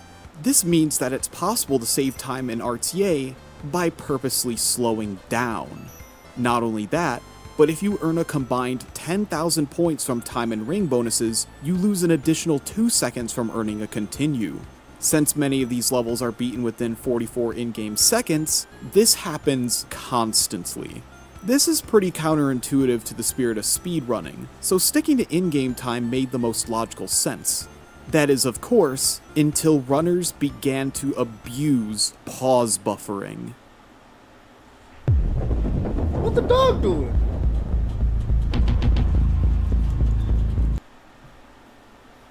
Now, why is pausing advantageous for Sonic speedrunning? Well, pause buffering is already a technique used in many speedruns to nail very precise tricks, especially useful for frame-perfect tricks when applicable. Sonic 2 is one of those games, and as far back as 2006, some of the first big skips in the run where pausing was somewhat useful were found. Namely, two specific glitches, the Hilltop Act 1 lava zip, found by Rolkin in 2006, and the Metropolis Zone Act 2 level wrap found by Joe Stansky in 2009. Both of these skips involve buffering directional presses in order to get the zips, where if you pause the game and then hold or let go of a direction and then unpause, that directional change will be registered immediately. As a result, pause buffering helps immensely with executing zips. While jump inputs cannot be buffered, pausing can still help time jumps if needed. However, since pausing stops the in-game time, the moderators at Speed Demos Archive, which was the primary website for submitting record times back then, ruled that any pause that exceeded 60 frames would be frame counted, and an additional second would be added to the final time as a penalty for every 60 frames spent paused. While some old-school runners, like Sega Junkie, would use pause buffering to consistently nail the Metropolis 2 zip, he never paused long enough for the rule to ever be enforced. Many people didn't even know this rule on SDA even existed because of how it was never really enforced, and not everyone pause buffered. Although many big skips, like the previously mentioned Hilltop 1 and Metropolis 2 zips, could be slightly easier with pause buffering, most people who perform these tricks didn't feel the need to pause for the most part. But in 2011, this would suddenly change. On October 26, 2011, Glitchman would post in the Sonic 2 forum on TAS videos that he had discovered a level wrap in Metropolis Zone Act 3, a zip that skipped straight from the start of the level straight to the boss, and saved over 50 seconds. The first time this trick would be implemented in a world record was Sega Junkie 1613 set on March 28, 2012. However, this trick was far more precise than any trick used in full game runs so far. This was the first trick that basically required pause buffering if you wanted to nail it consistently. For this trick to work, you need to position Sonic so that he's teetering on the left edge of this platform, which will fall once Sonic or Tails jumps or walks off of it. Pause buffering helps position Sonic correctly, so that when Tails walks off and the platform begins to fall, Sonic will be inside the wall. While Sonic is falling with the platform, you have a few frames to press right, which most people pause buffer. Finally, runners will pause just as Sonic passes the top of the slope to buffer releasing right, which when performed correctly will result in a complete stage wrap.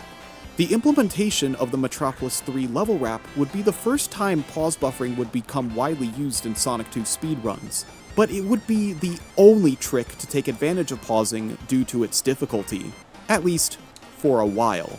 A long while. During the time period from 2011 to 2020, there would be a decent amount of new time saves found, some of which would be implemented into runs, such as the Wing Fortress boss quick kill found by Aglar in 2012, and first implemented in Timp Z's 1608 PB in October 2013. However, many of the skips Aglar found around this time were far too difficult to go for in runs. These included a level wrap in Casino Night Act 1, and zips in Aquatic Ruin Acts 1 and 2, Hilltop Acts 1 and 2, and a wall zip in Metropolis Act 1. For several years, these tricks were considered TAS only, as was the case with Zugriff's discovery of a level wrap in Casino Night Act 2. Both of the level wraps in both acts of Casino Night are particularly precise. Similar to the Metropolis 3 wrap, both Casino Night wraps involve clipping Sonic out of bounds by having him teeter off the edge of a moving platform. However, these zips relied on precise inputs during the zip, as well as having Sonic be in the correct sub-pixel positions to work. While the Casino Night 1 level wrap had been performed in some individual runs of the stage, the Casino Night 2 wrap and the Aquatic Ruin 2 zip were thought to be straight up impossible for a human.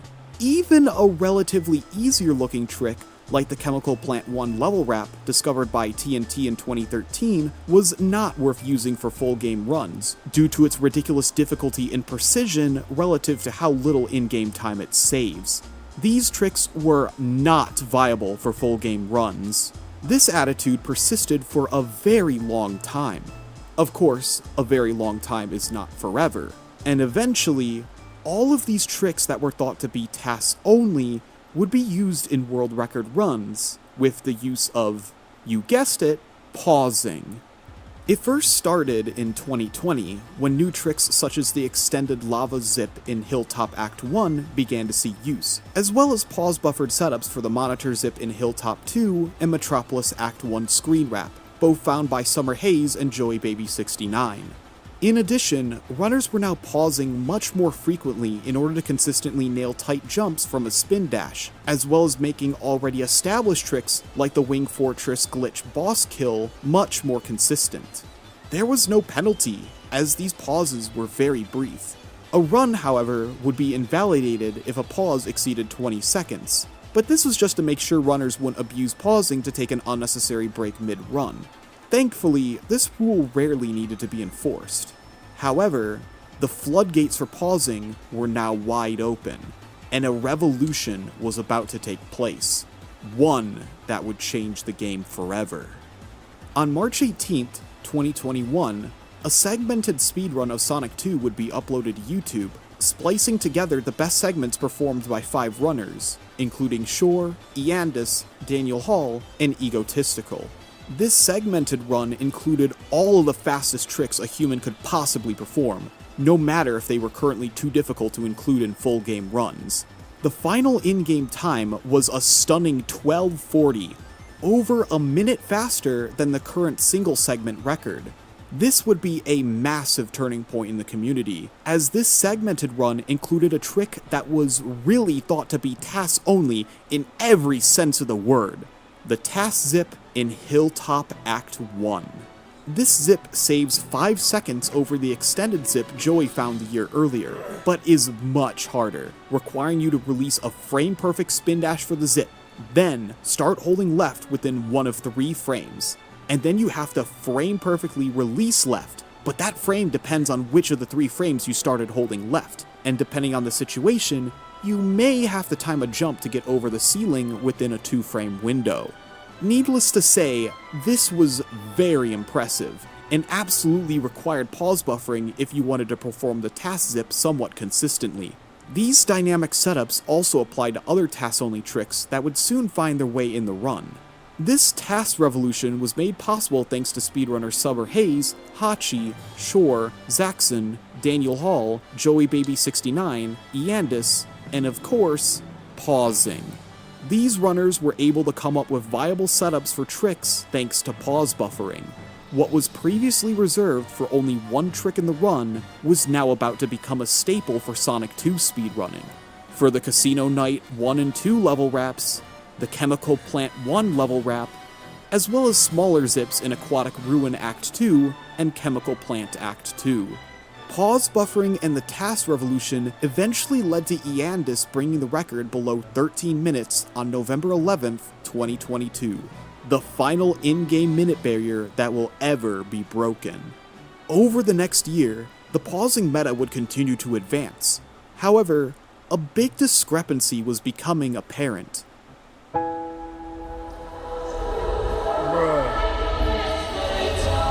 Minecraft movie, bro. In the past, the in-game time and RTA would correlate pretty well. The lower your in-game time, the lower your RTA would be.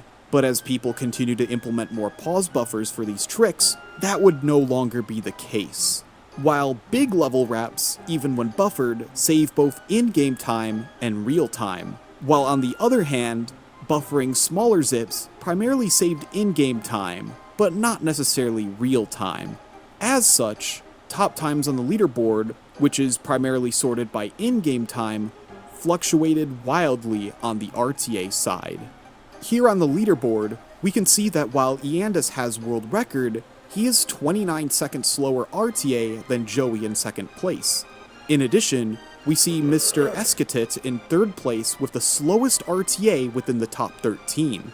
It's actually quite silly looking at it. And members of the classic Sonic speedrunning community realize that ever since the task revolution, in-game time was no longer the most accurate timing method for the leaderboard. Pausing was too strong.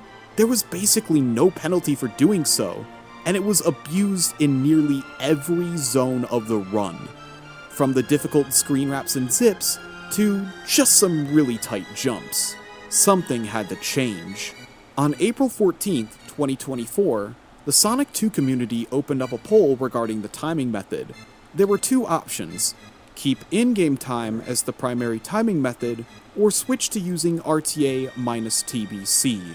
The latter option is real-time attack, but with the time bonus countdown and continues removed from the final time. Now, RTA minus TBC was not a foreign concept to classic Sonic speedrunning. It has its roots in Sonic 3 and Knuckles as its primary timing method since 2016, as that game has much more issues with in-game time than Sonic 2 did, such as the in-game time pausing after a boss is defeated, and skipping cutscenes by resetting the game after the end of Act 2 of a zone. This was also not the first time that discussions or votes for RTA minus TBC were held for Sonic 2. In early 2019, after a new level wrap was discovered for Labyrinth Zone Act 3 in Sonic 1, a very precise and difficult trick that required lots of pause bufferings, discussions were held on whether Sonic 1 and 2 should change timing methods. When a vote was held a month later, RTA minus time bonuses had more votes than the other two options. But with less than 50% of the total vote, moderators were unconvinced that timing needed to change. And so, the status quo persisted for another 5 years. This time, with strictly two options, no indifferent option, RTA minus TBC would require a supermajority of at least 70% of the vote in order for it to become the new standard. The poll lasted 72 hours, and in the end, RTA minus TBC won. A huge nerf to pausing. As a result, many positions on the leaderboard would shift around. Eandis was no longer the world record holder, swapping places with Joey. Many runners who abused pausing more for a lower in-game time fell a few positions, while those that paused less rose up in the ranks. Even so, it wouldn't take long for runners to adapt quickly, as just 3 days after the timing change, Eandis would reclaim the record from Joey, and both runners are still trying to lower the record, as everyone competes on a somewhat clean slate. Mr. Escatit, who fell from 3rd place all the way down to 13th from the timing change, quickly adjusted to the new meta, bouncing back to 4th place. The shift away from in-game time poses an interesting change in the Sonic 2 speedrunning meta, and there is now an interesting risk-reward scenario with pausing. You obviously want to go for the biggest time saves with pausing if you want a top time, but you also have to be mindful to minimize pauses, either by pausing in shorter bursts, or less often in general. Perhaps you don't go for that tight jump or that one zip that only saves a few seconds. Or you go for it, because you're confident in pausing less, or doing it unbuffered. Either way, the world of Sonic 2 speedrunning is looking more exciting than ever, and I hope you found this whole pausing dilemma as interesting as I did. Who knows? Maybe Sonic 1 will go through a similar timing change, but no pressure, no pressure. Thank you all so much for watching, and remember to shoot for the moon. Okay. Alright then. That was an interesting video on speedrunning. But yeah, that was cool. Alright. Yeah, that will be it for today's videos. You're absolutely correct, Sean. Go eat and take a nap, yeah. Yeah, I am definitely going to do that. That was a good stream. I had fun. I hope you guys had fun as well. Bro is sick as hell right now. It's okay. It's all good. It's all good. But thank you for the concerns. I do appreciate that. But we're all good. We are all good. I'll be good to go. Yeah, that was really fun. KR, I'll watch the video first thing next stream. I have it in my notepad. It's the first video, and it should be fun. New Extraordinary Hero song tomorrow. Definitely will check that out. I love that group. Definitely amazing. And I will check out the song tomorrow. Song request in the comments like usual. Sounds good. And Spirit Box 2 sounds good. And yeah, that's about it. Yeah, that is about it. Alright. Thank you guys for joining me. I hope you guys had fun. I know it wasn't as long as we usually do it, but I mean, it still was, I think, 3 hours. I started around 1 o'clock and it's 4, so that's still not bad. Still not bad. But anyways, I hope you guys had fun. And yeah, I'll see you guys very, very soon. Thank you all for being here and for the recommendations. And take care. I'll do my 10-second countdown now. Bye, gotta go fast. Exactly, gotta go fast. Alright, 10, 9, 8, 7, 6, 5, 4, 3, 2, 1. See you guys later. Thank you all once again.